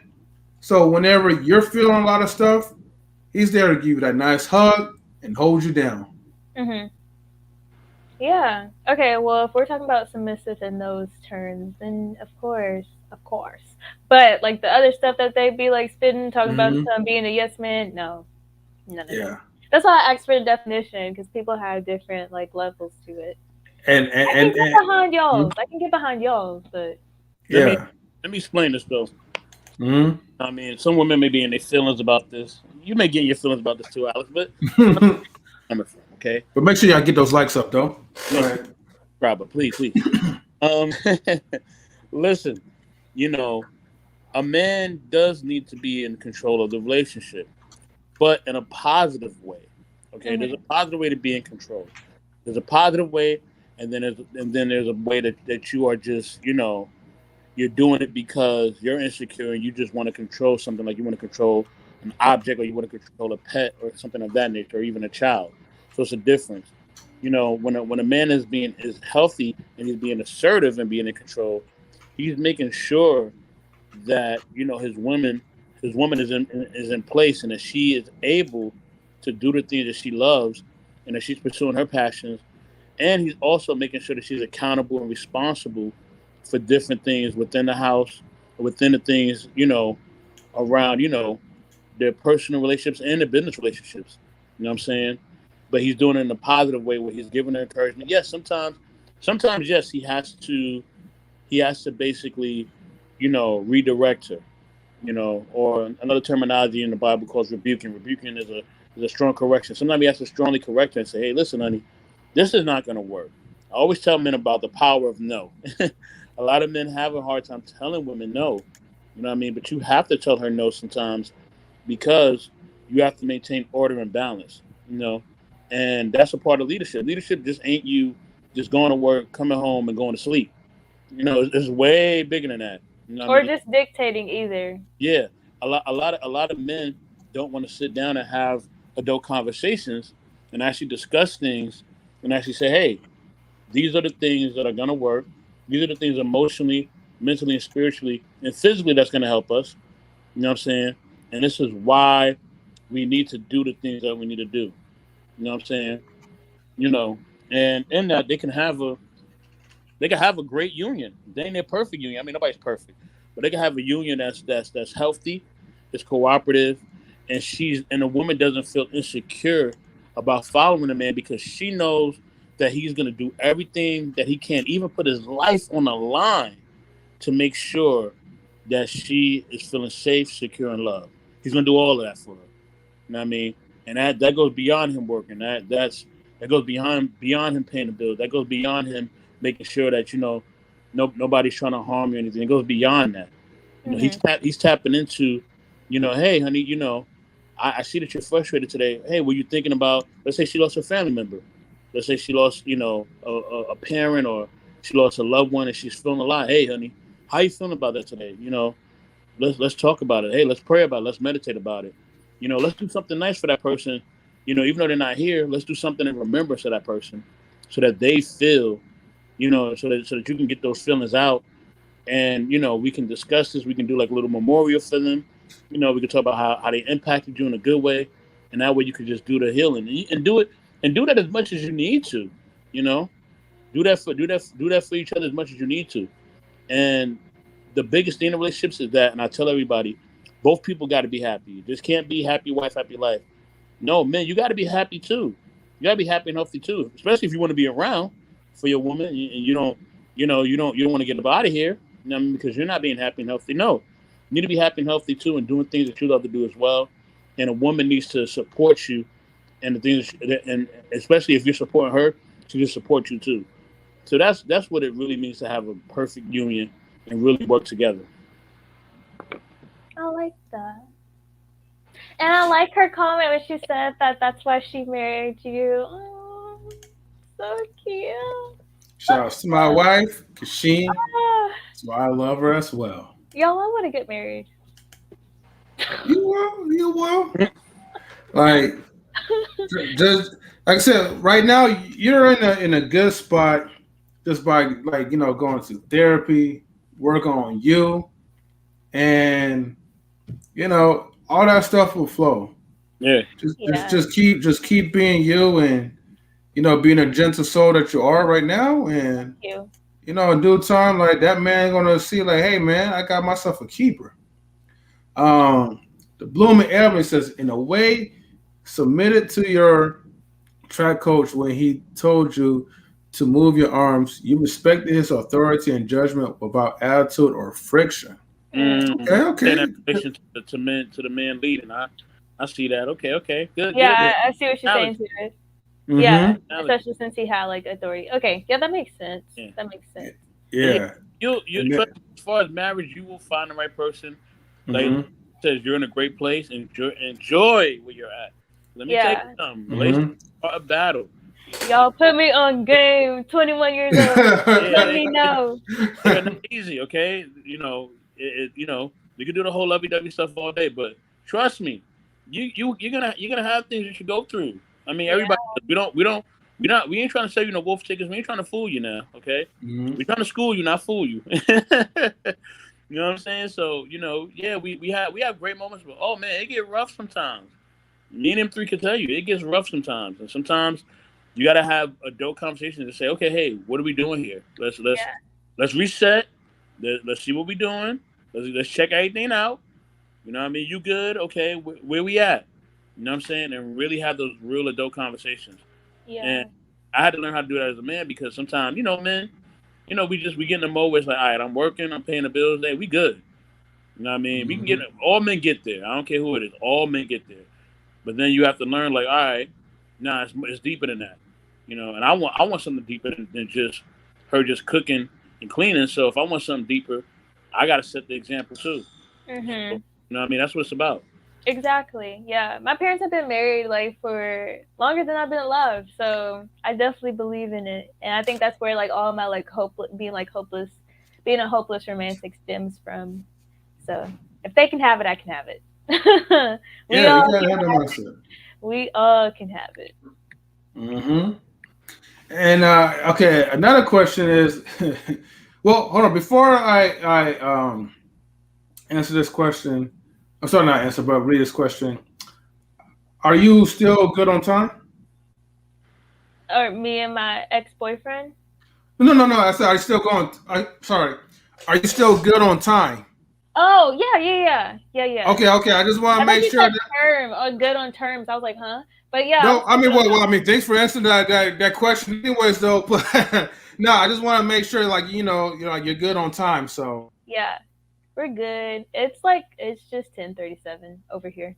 oh, it's just 10:30. So, okay. Just ten She's thirty like, seven. she's like, ain't nothing. I forgot. Yeah, I forgot. You're 21. Like, you probably be up to like two. Um, DJ Eddie says, when you're stressed, what do you do to relax?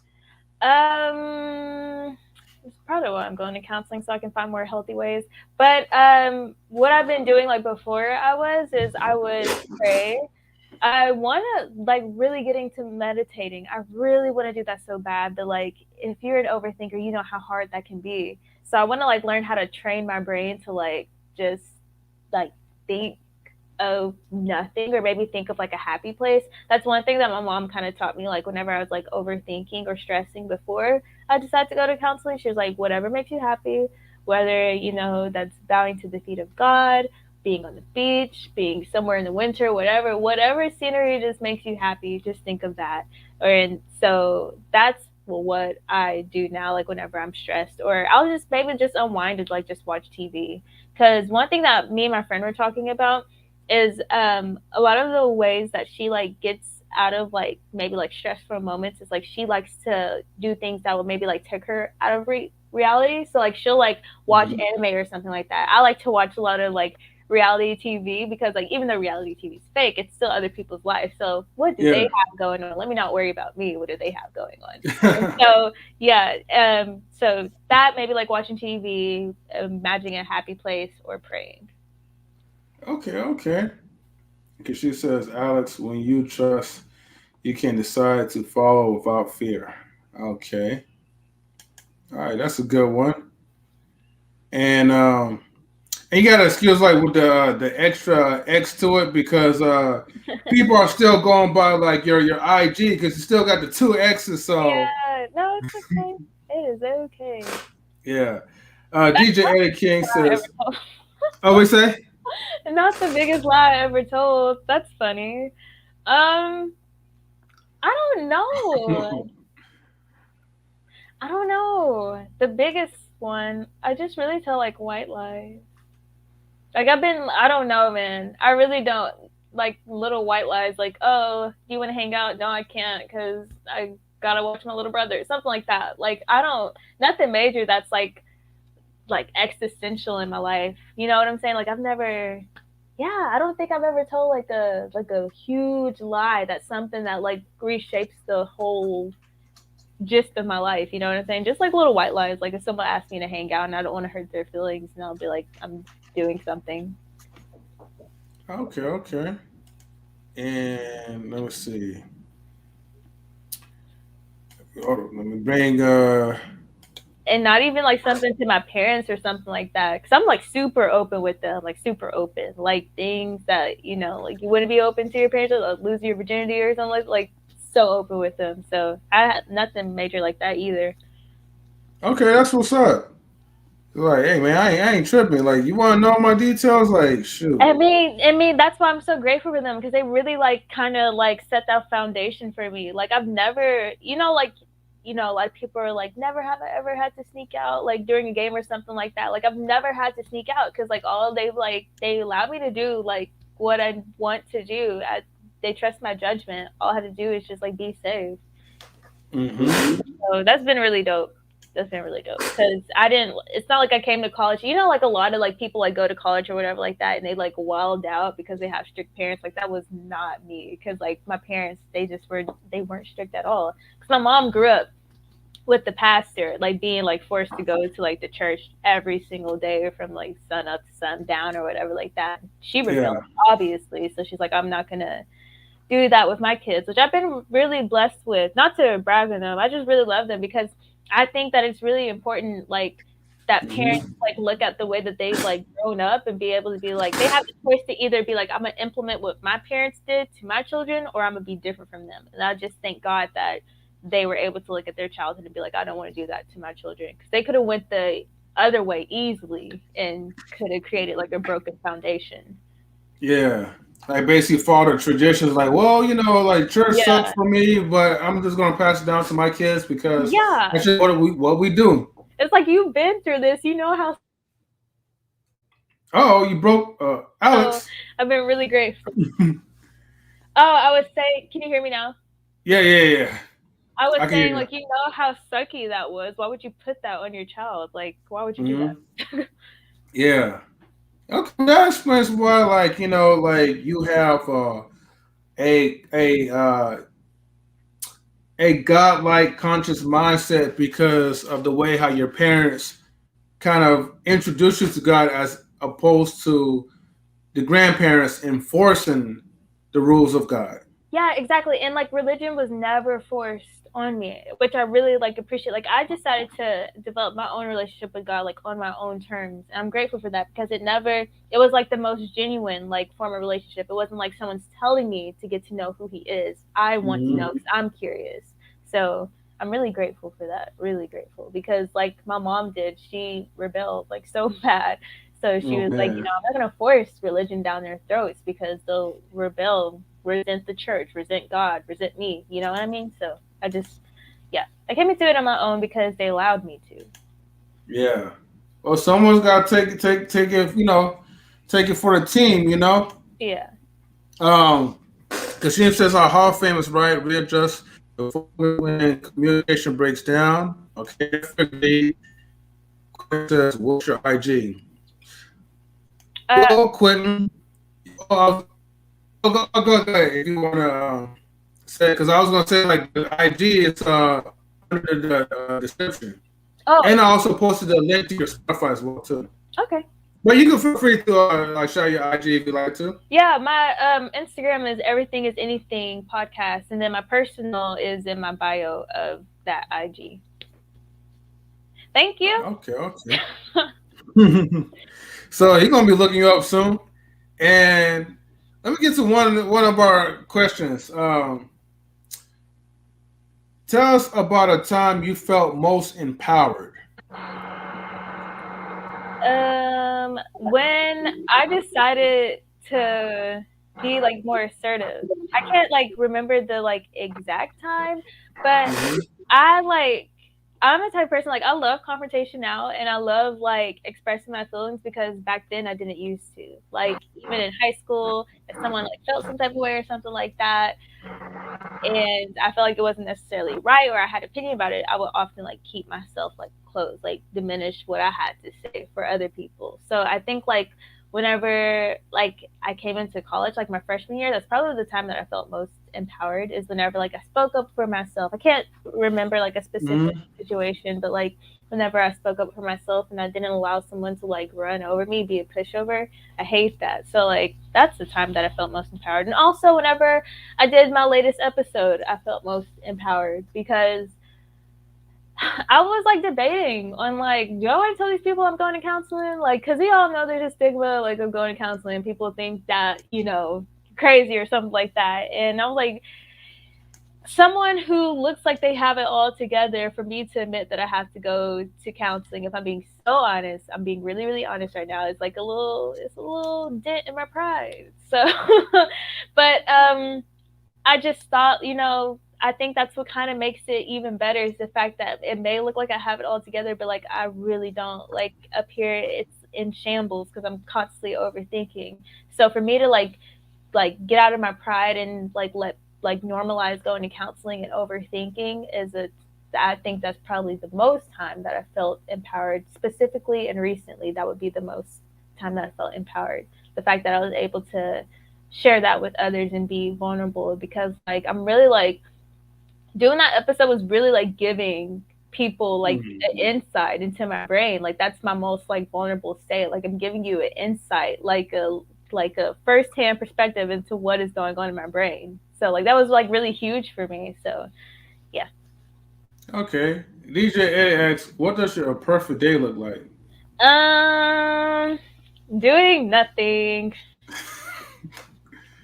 I'm like so serious. I know I said I like being productive, but like there Yeah. are times where like I love like whenever you're like so productive and like you Hmm. finally get to sit down. A perfect day with me, like I'm being so honest, would be me like getting a fat burrito from Chipotle, probably like eating a Oh man, you wine, trying to make burritos. probably eating like a Mike's wine cooler with my best friend and us watching a reality TV show on Netflix. Okay. Netflix, drink Mike's, eat a burrito, and chill. I like Yes. that. Let me ask you this question.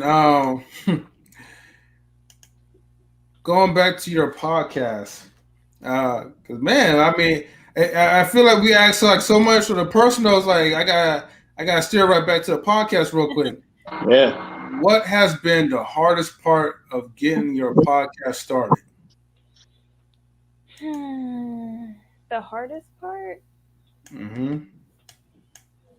I wouldn't say like the hardest part. It wouldn't be like coming up with like topic ideas or anything like that.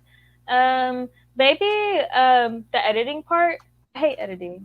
Even though like I do it like at my job like all the time, I don't like editing.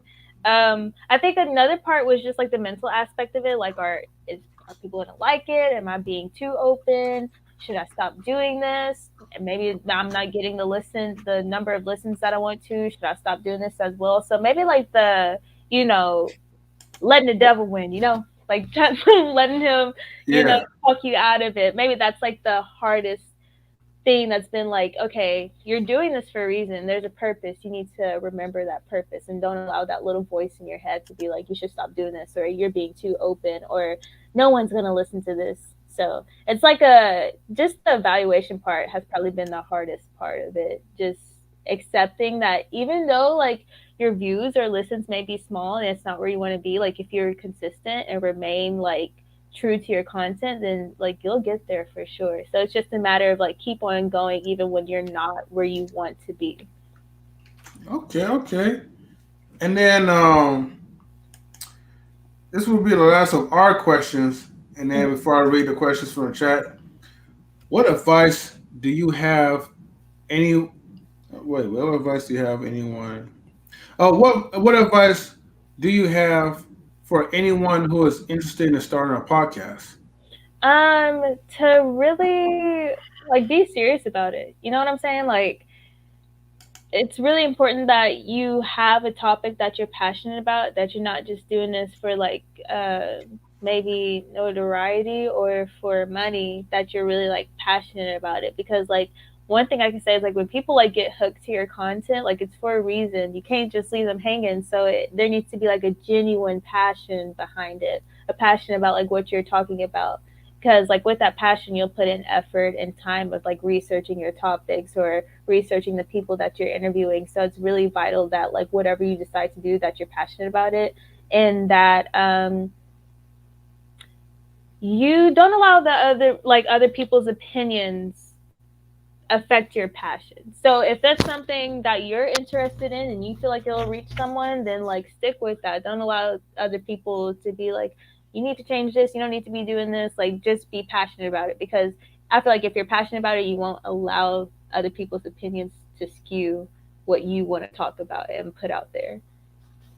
Mm, great one. Thank you. And DJ's question was like, what's the first thing you do after you have accomplished something big? I thank God. That's right, man. This was definitely good. So what I'm going to do right now is that I'm going to open the panel up. Now the panel's lot is open for the public, so the link is in the YouTube chat. So anyone that comes in one at a time, first come, first get, served. Feel free to like ask like Alex any questions that you have in mind, and you're more than welcome to like join like the live stream chat. And but make sure that you choose like your questions wisely, because you guys will be on the time limit before we wrap it up. Oh, and someone asked a question Mhm. about like, do I study like the news anchor voice or the way that they interview? And I never answered that. Mhm. Is it okay if I answer that, or are we like low on time? No, no. You're pretty much good. I just Okay, want to make sure that you're good on time. So. Yeah, for sure. It's Mhm. only 10:52. But yeah, someone Yeah. asked that. And I don't study the way that news anchors talk. Like although it does help like with having that news anchor voice, I feel like society had kind of like forced everyone to talk like white people, you know, because that's you they Uh-huh. want them to enunciate and to be clear or whatever like that. I've just Mhm. been blessed enough to work at the station that I work at, which is an affiliate of NPR, which is National Public Radio, and Okay. they're the most I want to say like balanced type of journalism. Like their opinions aren't like skewed. It's not biased or anything like that. They welcome diversity and they welcome all sorts of voices. So you don't have to have the standard news anchor voice. If anything, they encourage you to be yourself and to talk like how you actually talk. So, but of course, whenever you go on air, you know you're gonna like kind of like get like get prepared and stuff like that and be more poised. So like my voice does change, but it's not drastically to talk like the news anchor. And I do study the way that they ask questions so I can be a better interviewer. Because the last thing I want is for someone to be like, "This interview sucks." Because you'll get a reputation of that. You know, if you ask to interview someone and you didn't have a good one, Mhm. they'll say no. So I do study that, but yeah, I try not to emulate the way that people talk because it's like I just want to talk the way I want to talk. If that's not how I really talk, then I don't want to talk like Yeah. that. I hear you on that one. It's good to like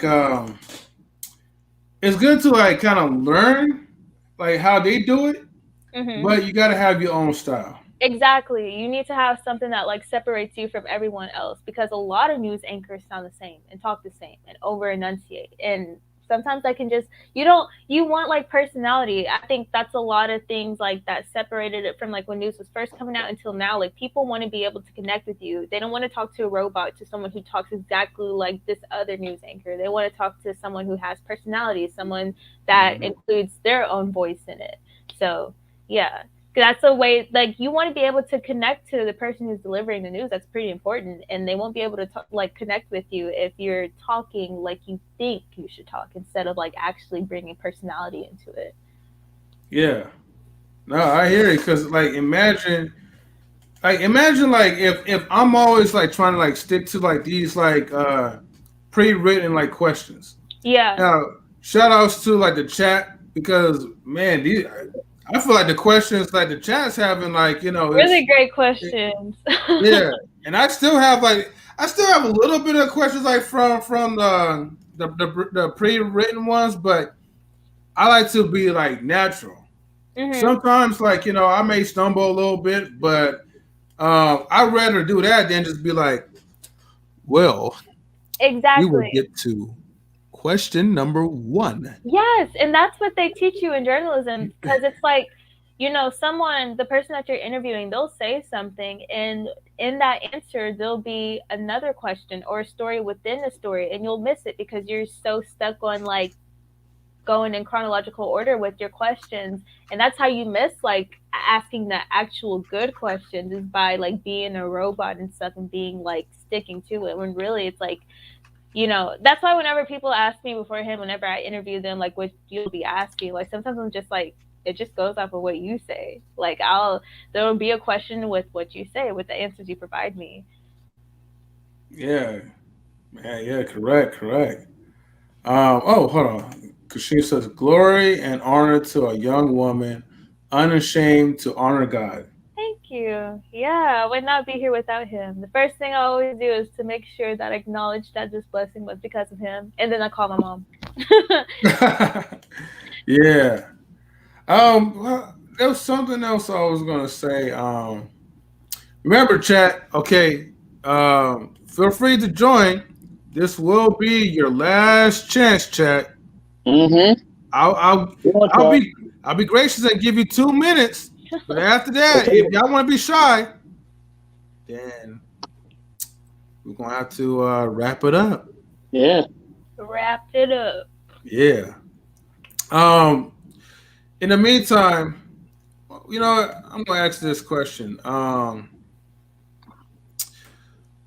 Who or what was your biggest inspiration, or what is your biggest inspiration? My mom, hands down. She's like the strongest person that I know ever. And like I don't know, like every single time that I think that I've seen her like in her true form, like her greatest like form of strength, something happens and she still is able to cope with it. Like whenever my grandmother passed, God, I mean that was awful. It was so awful to see her go through that. And so Man. to see her like kind of dig herself up out of that hole, like she's just after everything, she's just really inspirational to me. And she's always there for me, always there for me. Never have to question like if something goes down, like I'm calling her like ASAP. So yeah, Nice. Shout outs to the moms, you know. I know I couldn't do it. That's why I don't want to be a mom.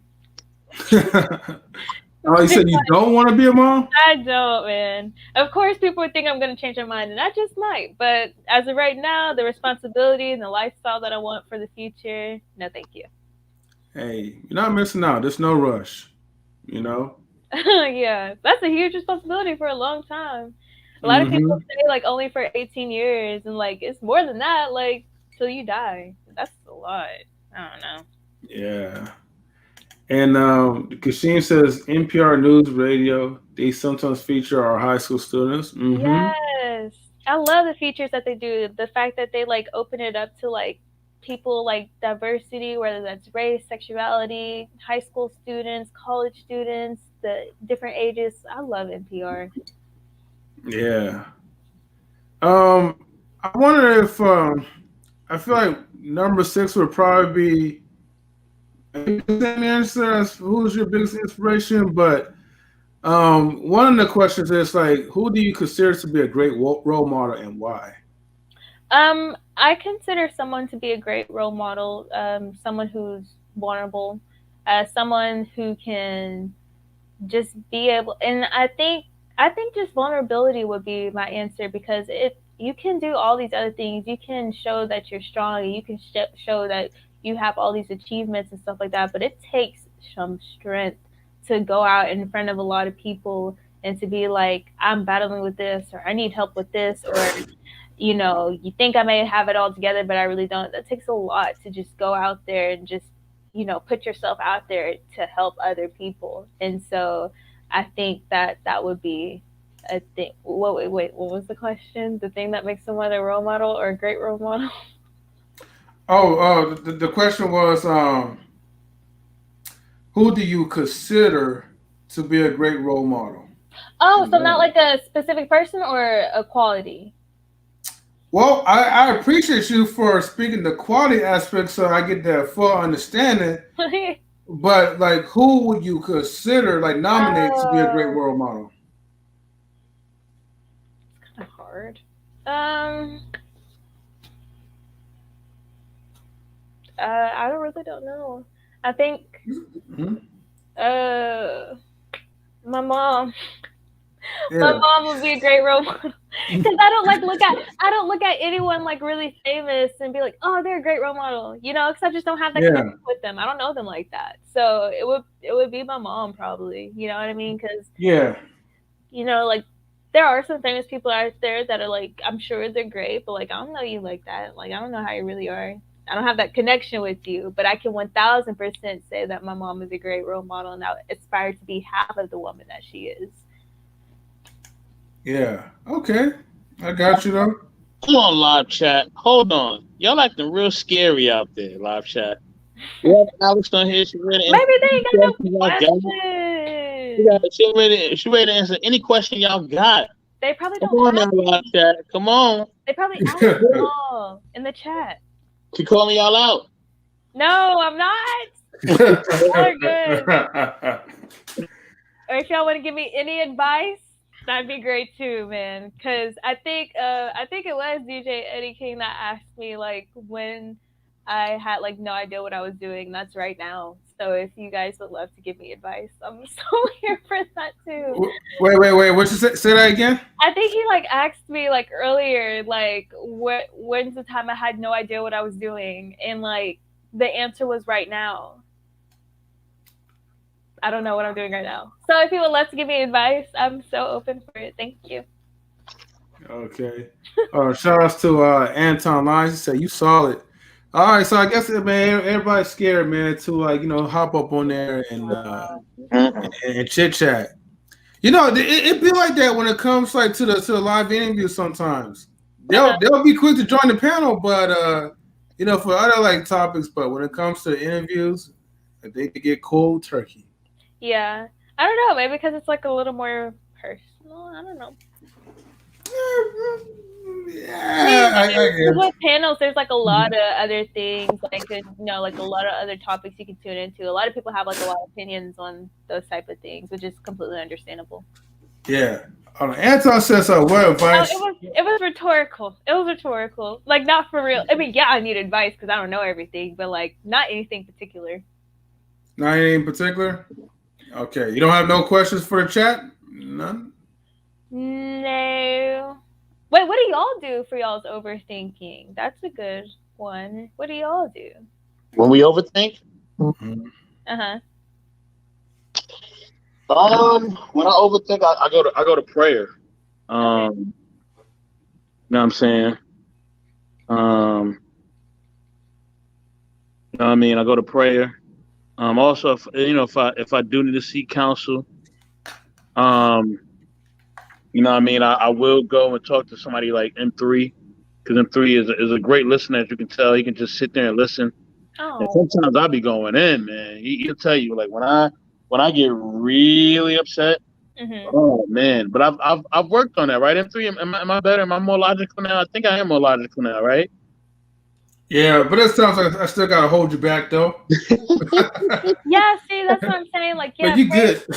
Yeah, like prayer is like really, really important. That's so commendable. But it's also important to like, have like those your own like personal ways of like getting through it, or maybe like you said, like talking to someone. Like sometimes it really does help to like get that feedback or get another human perspective. So yeah.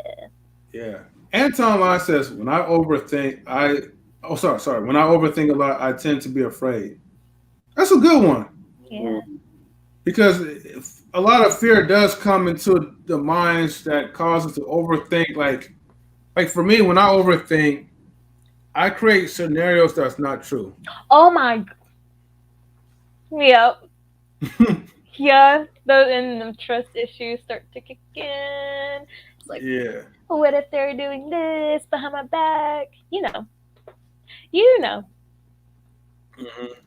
And he says, Oh because I don't know the answer. Oh my gosh, yeah. Oh, that's so true. That really like hit home for me because like I love to know the answers and stuff like that. And so Mhm. yeah, sometimes it's so hard like not being able to like know the answers. So that's when like you create your own, you know what I'm saying? That's why like whenever they say like it comes to um like overthinking, like on Twitter they'll say make sure like you tell me the answer. I'll ask you something because if you don't, then I'll create like a my own scenario or something like that. You know what I'm saying? Yeah. And then we have something from Francis Walker. I pray and sing when I overthink. Then I try to quote God's promises to remind myself of the truth rather than lies. Okay, Francis, like I like that. By the way, Francis, if you're new to the Knowledge and Relationships live stream, please subscribe, like my videos, and share it to like your friends, girlfriends, boyfriends, whoever. Just share it to all your friends, pretty much, and family as well too. And thank you for your comment. I appreciate it. Anton says, "Great point, M3." And even though I did say it was last chance, but I'm actually enjoying these interactions from chat. And like you said you're still good, right, Alex? Yes, still good, Okay, still good. okay. Because I'm sorry, but the chat is like they're like texting away. They're like They're going it's, in. it's yeah, They going in, it's but they don't come on. They won't come on, but they're going in. You know, go. hey, you know what? I accept it the way it is. Like, if you guys don't want to join the panel, hey, that's fine by me. But I appreciate everyone's insight and questions and all. And the Blooming Ebony says, accept it. If your mind tells you people are going to hate your content, for example, maybe try saying, yeah, some of them will, but some will enjoy it and find it helpful. And she says, overthinking can be your mind trying to protect you. Yeah, that's for real. But like also then Mm, maybe like, oh, what's true and what's not true. You know what I'm saying? So that's why right. I'm really like excited to learn how to like challenge it. You know what I'm saying? That's like instead of like letting it like overpower you, like learn how to challenge it for sure. For sure. Mm, man. For sure. All right, chat. Prayer is prayer is great, but I really, really think that it's important and vital to seek that human interaction as well. Yeah, definitely for sure. All right, live chat. Since y'all acting scary, you know what I'm saying? We gonna we're gonna do our closing. You know what I'm saying? Alex, thank you so much for joining us. Thank y'all Um, for having me. This is no problem, awesome. no problem. We first we're gonna let you share about your content, and then we'll go out after that. So go ahead. Hey y'all. Put My you on name the spotlight. Oh my gosh, it's so big. Hey y'all. My name is Alex Brown and I'm the host of my podcast Everything is Anything, where we talk about everything and anything, but also talk about trials and tribulations that arise from intimate relationships, whether that's with a romantic partner, yourself, your friend, family member, etc. And the things that not just young adults go through, but a lot of things that people go through in life, the confusion of life, and we tackle it together, one episode at a time. One episode at a time. And Yeah. Christina D says, thank you. Thank And you. thank you for watching us, Christina. Please, if you're new to the channel, please subscribe to the Knowledge and Relationships live stream. Subscribing is free, and liking is also free too. So let's get these likes up, people. Now, if you guys wish to donate the Cash App $ Mario Marion and the ticker symbol on the bottom, and feel free to donate if you wish. But other than that, it's free to subscribe to my YouTube channel, and it's also free to like us as well too, and support our friends, especially Mr. Hall of Fame, my Yeah. network and best buddy. Yes, yes. Thank you so much, Alex, for being a part of our process and just really gracing us with your presence. It's truly been a blessing, sister. Thank you for speaking about your faith in God, and we definitely appreciate that. Because we need people to talk about that, and I'm glad that you are fearlessly taking on life challenges through therapy, through prayer, and just you connecting with God and surrendering yourself. That is so amazing. And thank you for sharing your journey with us too. Um, and as for myself, I am the network manager for Knowledge and Relationships. If you have any inquiries and questions, you can contact me on at excuse me, MR Hall of Fame Forever 23 on Instagram. Once again, MR Hall of Fame Forever 23 on Instagram. Thank y'all so much. Later, y'all. All right.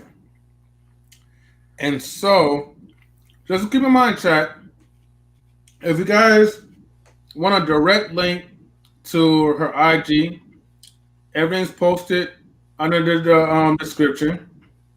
And also a direct link to her Spotify so you could follow her. So remember, everything is anything is her podcast, her Spotify podcast. So please feel free to follow her, give her a listen because she has some amazing topics and you don't want to miss that out. And thank y'all. I really, really want to express my gratitude towards you, M3 and Mr. Hall of Fame. Like y'all have no idea how much this meant to me. And thank you guys out there for listening and providing your insight and asking the questions. This really meant a lot to me. Really, really did. Gave me the motivation that I needed. And so, it was a Thank you. pleasure to be able to even like come on your channel, y'all's channel, and to have me on here permanently. Like this is going on here permanently. That's kind of dope. I'm gonna be on here permanently. All right. Hey, let's give her a round of applause for that one, right? Thank We definitely look forward to like seeing you more often. And Alex, like I said, we have to give you your flowers. I know you're young, but we gotta give it to you, Thank because the thing is, you contribute so much into the communities, and I take notes of that. you. And I don't. I cry. Here comes the waterworks. I mean, that's all part of the plan, right? But seriously, like, I take notice into like every detail. The moment you start talking about like your relationship with God, I know you did the YouTube thing in the beginning, and you said like, hey, like, I'm going to do the podcast for Spotify. And I was like, man, cool, man, you're doing something different, thinking outside the box, right? And I really appreciate people like you that goes out your way to share your most vulnerable sides about you, and even to like have really intriguing content. Thank you. So I'll give you this, right? I never told you this, but when I started listening to like your content for the first time, this was when I was having a bad day at work, and I'm gonna cry. I'm serious. After when I listened to that, like, man, what did I send a text? I was like, I felt so relieved. Like, I mean, of course, my wife was able to like to calm me down, Yeah, and 1000%. yeah. But after that, I was like, I just want to just kind of chill, mellow out, go to sleep a little bit, and I got to like I said, like your most recent topic, and then I got to the ghosting, and then that kind of made me laugh a little bit because I know what it feels like, when people are just ghosting you for no reason, and even on like on good terms, I but people know. have that habit. Out of nowhere. Yeah. So, yeah. From that point on, I was like, man, I'm ready. I'm fired up. That really warms my heart. Thank you so much. I mean, oh my gosh. And then what you guys are doing on your channel, like I learned a lot from you guys with the, the relationships and the knowledge and the other people that you interview. I don't know. It just, the fact that you're spreading your knowledge and stuff and your wisdom, and it's really appreciative, especially to people like me who are like coming into life and just figuring out things. And I don't take that lightly at all. So thank you guys so much. No, anytime. My goal is to pretty much help anyone out per live stream, and if me and the crew are able to help one or two people out, that's all what we want. Exactly. It doesn't matter if it's one person, 100 million, as long as it's just one person. So yeah, I feel like God gave us a calling to do something. He gave us talents and talents and skills for a reason. I'm gonna like an example, Mr. Hall of Fame. I'm gonna start you out real quick. I don't know if you can hear me, but if you can, just let me know. Yeah, I'm right here, man. Okay, for sure. But I'm good, right? My voice is good, all that? Okay. Yeah, perfect. So I was before all this began, right? In the beginning of this, I was doing like pretty much all the invitations, just send the invites. I was creating the thumbnails. I learned a lot, just doing this YouTube stuff. So to me, it was nothing like writing the questions down and doing the majority of the work. But I know that I have a weakness, and usually here's the thing. I'm patient, but I'm not that patient when it comes to networking. I'm patient when it comes to listening to like women and what they're going through, and sometimes when they get into the emotions. I'm not patient when it comes to doing business. And so I saw like a gift that God gave to Mr. Hall of Fame, and I was like, you know what? What am I doing? Like, I don't need to do this. Like, someone who could do this way better than I can, let me ask if he's willing to take the role of being a network manager. Oh, they getting me emotional and all that. I know. Why is he so good at doing that? Sometimes I'm a little good with my words, and sometimes I'm not. It just depends.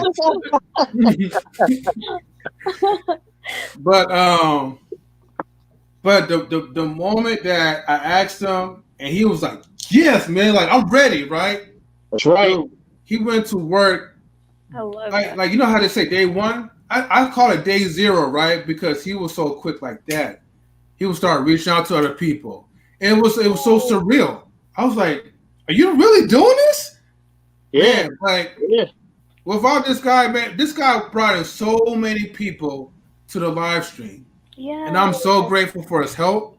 Shout Oh, out to DJ Eddie King. yeah, Yes, DJ Eddie sir. You know, Oh, I'm not gonna forget about the homie. All right. yeah. He said that he was trying to like do like the join in on the feedback, but there Uh, was an error. So like props to yeah, him. Props to him. cause King. yeah, cause DJ Eddie King, like that's like the wild card, the guy with the ammunition, right? When we really need Yeah. the secret weapon, right? But he makes the beats first, the instrumentals. So, you know, without DJ Eddie King, I want to be able to like. I mean, I'll have the intro, but the intro will kind of suck. You know, you got to have the music to kind of get that beat flowing. Shout outs to First Lady Tammy. First Lady Tammy That's right. was invited by DJ Eddie King. When she first came to the panel, she gave us a lot of good insight. And you know, since then, like you know, First Lady Tammy just been, you know, she's just been on it. She couldn't contribute so much as far as like just like writing down the questions, and I felt like just so relieved because now it's like now I have a lesser task, and now I could focus on taking care of my peoples, you know, taking care of the chat, you guys as well too, and keep in mind too, when I'm doing these interviews, I know I'm probably over talking, but when I'm doing these interviews is not about a promotion for us. You know, we actually want to promote you guys. You know, we want to make sure that people get to know you as opposed to just knowing like the business side of you. Mm-hmm. And I feel like when they get to know you and have an understanding of where you come from, your backstory, that makes it fairly easy for people to want to subscribe, follow, share like your work of art, you know. And like I said before, we just want to give flowers. And if you was a guy, I want to give you flowers. I will give you some beer. You know, Okay. that's what, Beer is nasty. I tried beer like for the first time, like maybe like 2 months ago, and I don't see how people actively drink it. But hey, I mean, I don't drink beer. I don't like that taste of it. But you know, give me some Tennessee whiskey. I'll try that. okay. Some nice tequila and what's it called? Good pina colada. Yeah. And shout outs to my loving wife, Kasheen. Yes. You know, like Yep. she's been my day one. Like even when I started the podcast, I was like, well, not even the podcast, but the knowledge and relationships, just pre-recorded shows and relationship advice. And keep in mind, I'm not a dating girl, but you know, it is what it is. But Kashim says, yeah, prayer and scriptures can help calm the thoughts and shifting focus from emotional to logic. By solving a math question, it shifts my overthinking. Ooh. She says that R solve a trivial and like logic for fun. It's helpful. Talk it out. Talk it out or journal out our thoughts. Wait, the math equation was really, really good because I don't like math, so it would really have me thinking. That was a really good one. I like that one. I've been journaling. I kind of slack on that, but the math equation was really good. Or a puzzle that'll like give your brain like really actively going. I know like a lot of people like knit, so that like people that may have like ADHD, so they can like do something with their hands. So like that's pretty dope. It's like solving a math equation is like working your brain. I like that. Mm-hmm. That good old brain train, you know? Yeah, but yeah, you should really look into starting it on Spotify for sure and using Anchor. Like that would be great for y'all to do for real because like I can't tell you how many times like, you know, I don't live like in Little Rock. I live like maybe like 45 minutes away. So like I'm looking for like new podcasts to just like straight up just have on Spotify to listen to when I'm driving or like when I'm cleaning. So like it's really convenient. Y'all should really do it. Like I would be like the first listener. I would love for y'all to do that. Oh, well, thank you, you know? Yeah. I appreciate that. Yeah, because I'm always like making these long drives, so for sure. I'll take that into consideration. Yeah. I know it may not be now, but later on down the road, we probably will. And even if not, I'm still gonna look at your videos. And Mr. Hall of Fame, I will be looking out for your messages. I promise I will. I promise I will. Like literally, just with my phone and social media, just don't do it for me whenever you're going through things. But I'm looking out specifically for y'all. That's what's up. Oops, wait, wrong one. My bad. Yeah, check on your personal Instagram just to make sure you're getting the links and everything you need. For sure, for sure. Yeah. Kashim says, catch the women's live stream this coming Saturday at 5:30 p.m. Pacific time with the ladies of M3 TV News, hashtag knowledge relationships. Thank you, Alex. Good vibes. Yes. Join the ladies this Saturday. Yes. You know, don't forget the ladies' night. And DJ Eddie King says, thank y'all for the shout out. And Kashin says, First Lady Tammy with the questions, fam. Yes. M3, Okay. bring us on, baby. We definitely will. Alex, stick around after the show. Okay. And go ahead and zoom myself. So, thank you guys for tuning in to Knowledge and Relationships on YouTube. M3 TV News, the streams that gives you the best news. But anyways, okay. Enough about that. Anyways, subscribe to Knowledge and Relationships on YouTube. Donations to $ Mario Marion on Cash App. DJ Eddie says that I would be looking for anything ID. Basically, he's saying I'm looking. He's gonna be looking up on Spotify. That's what he's saying. Yes, thank you. And Kashim says, agreed, Alex. Beer tastes not too delicious. It's not. And Quinn says, don't forget Access Entertainment on the 29th. Okay. So, anyways, you guys, thank you guys for tuning into our channel. Shout outs to everybody that participated. And likewise, you know, if you guys, you know, feel free to subscribe to my boy Quinn Harris's channel, Access Entertainment. He'll be doing something on the 29th. But besides that, always make sure, before anything else, you got to make sure that you guys and girls get your minds right. Yeah. Before you even think about joining the live stream. Woo. And with that being said, we are out. Later. Bye, y'all. Good night, everyone.